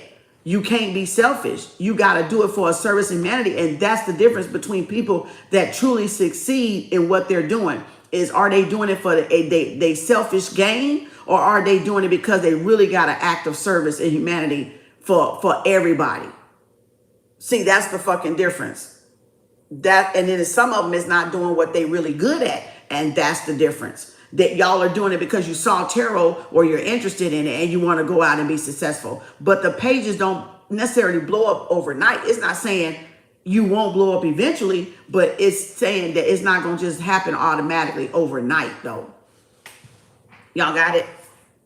So again, I was on YouTube since 2017. I started out doing Reiki and Kemetic yoga on there, singing bowls and all that stuff. And then in 2020, and just, having fun doing my djembe drums and beating my drums at the lake and stuff like that. And then in 2020, it took a turn with tarot. When Rona Girl came out, I wouldn't have saw that coming. I just had a regular page up. I didn't even know where the fuck it was going. I had no fucking idea where the fuck it was going. You see how that is? I was just being me, my own personality, my own self, my own expression. I was just doing me. So that's what I've been trying to tell y'all. She explained that beautifully. It said, instead of competing with others and trying to appear as the best in your field, accept your true calling. Dedicate your life to doing something that will benefit the wider community. Are you a wonderful teacher? Then teach and allow others to become enlightened through your teachings. Is that not what the fuck I do? Is that not what the fuck I do? Yes, that's what the fuck I do. Yes. Even though some of y'all, you get on my nerves, but yeah. Yeah, even though the trolls get on my nerves, but yeah. That's what I do. Clap back and keep going. Clap back and keep teaching. That's Mother God. Girl, you my girl. You my girl, Mother Earth, Mother Nature. Y'all see that shit right there? You see that? You see now? See, that's the difference between me and other people, so they can't compete with me. And you shouldn't even go in it trying to compete with somebody. I said it's okay to marry somebody in what they do and or their beauty and boy, they good at it and da-da-da-da. But don't put yourself in a competitive mode, because now you're not even operating in the law of Dharma. I'm still operating in the law of Dharma, but y'all are not operating in the law of Dharma. So you're only going to be successful as you operate in the law of Dharma, of what you're good at. Okay? Show up for yourself. Show up for others and they'll show up for you. And then just, give the message. Do what you love to do. Aspire what you love to do. Be motivated by what you're passionate about. Right? And then all the rest of it is going to fall in line. You ain't going to have to do all this hard ass shit. All right? And it says, how can I help the world? What can I offer to this world? How can my unique gifts make the world a better, more fun, that fun part, or more efficient place? This is not just wishful thinking, rather than theoretical discussion. My eyes is starting to cross this little writing up, y'all. I'm trying to get through to this.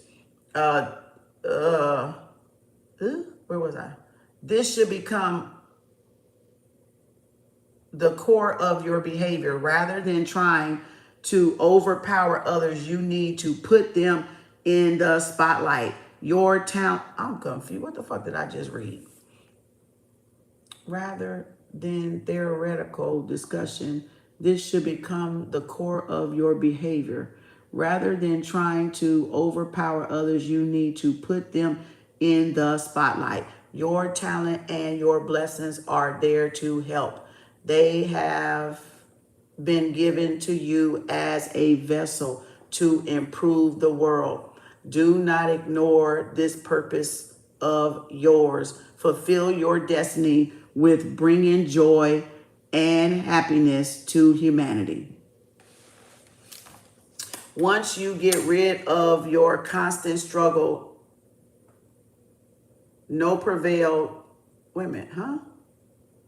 Once you get rid of your constant struggle to prevail, you will feel lighter than ever before.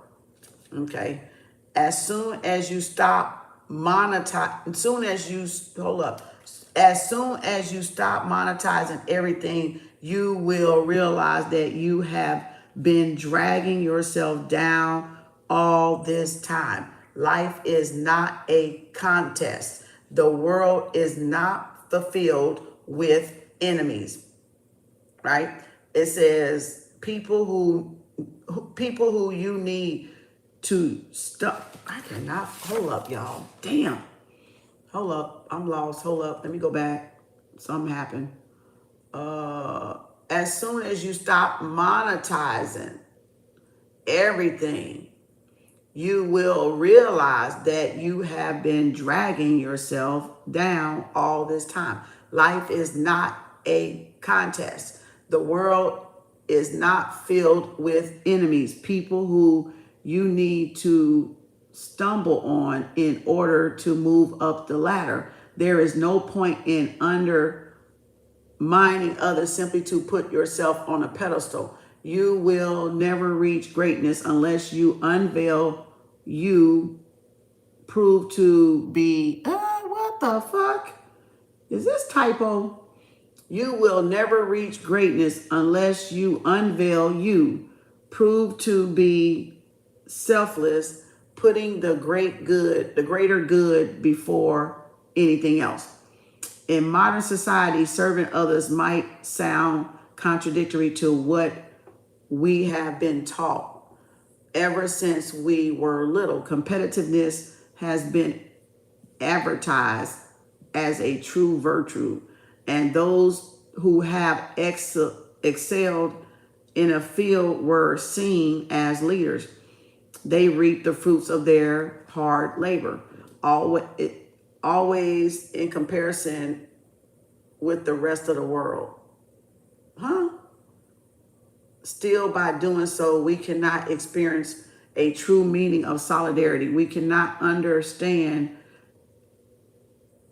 how wonderful it feels to help others without having in the back of our mind the possibility of gaining any benefits out of the process. So she's saying, see, this is the difference. It's supposed to be about the teaching more so than the money. I don't feel like that part about monetizing is absolutely correct, because you have to make a living. And if that's the case, she wouldn't have wrote this book. She monetized on this book, and that's what she loved to do, is write. So that wasn't actually correct. But I get what she's saying. What she's saying is, be there for the greater good of humanity, or something that you love to do because you get enjoyment out of doing that service, not looking at the money of the process or what you can gain. That should be on the background, and that should come. So that's where I come in at. Because my thing is, I love teaching. I love talking. I love the enlightenment part that she said, sharing my knowledge and wisdom to enlighten others. And that's what I get fulfillment out of. The money is secondary. The money that I get is secondary to the feeling that I get. So now you understand what she's saying? I don't do it for the money. So she's talking about people that do stuff strategically for the money, not because it's their passion. People that's picking up tarot because they see we make money out of it, but they are missing the one part of what I give so much of in the front, that they're pocket watching. So they miss the point of that. I get enjoyment of it. I feel fulfilled out of it. I love it. I'm engulfed in it. They don't see that part, because all they see is, I need money for myself right now. What can I do? Oh, I'm gonna do tarot. See, because they pocket watching, but they miss the part that I do it because I love and I want to help enlighten others' world. And that's what I've been doing for day one. Because why the fuck would I mix tarot with teaching and my knowledge and my wisdom and my intellect and my emotional intelligence? Remember what I said when I started. This is not what I do. I'm not a tarot reader. Spirit put me here for y'all, because this is where y'all was. Y'all remember me saying that at the very part when I started out, if you was a day oneer, you remember me saying, I don't want this. I didn't choose this. But I know now why Spirit gave it to me, to teach from as a tool, or to get me in front of y'all, because this is what y'all were into. I was not into this shit like this. So yes, I knew about it, but I wasn't in it. My thing is teaching and talking and mentoring and coaching and speaking and all that stuff, because I got a lot of wisdom and a lot of knowledge to share, to impart to others, right? To assist others in leveling up. And that is exactly what I've been doing from day one. And the money just came along. So yeah, I get what she's saying. Don't monetize everything, but that's for different people. If you got a second job or a first job or only job, that's not a real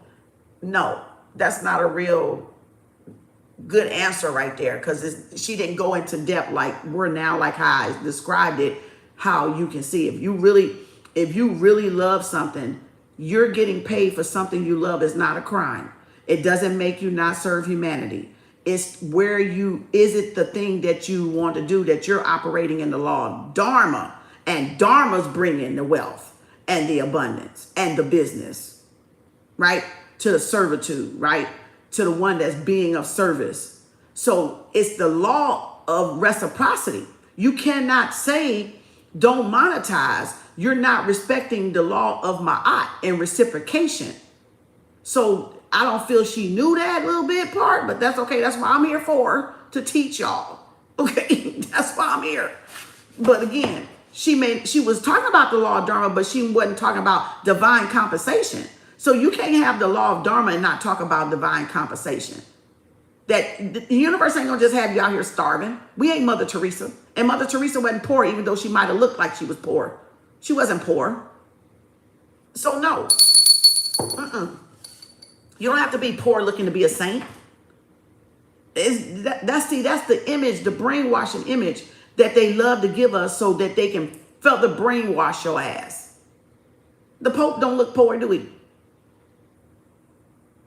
Mega pastors ain't looking fucking poor. They got jets and shit.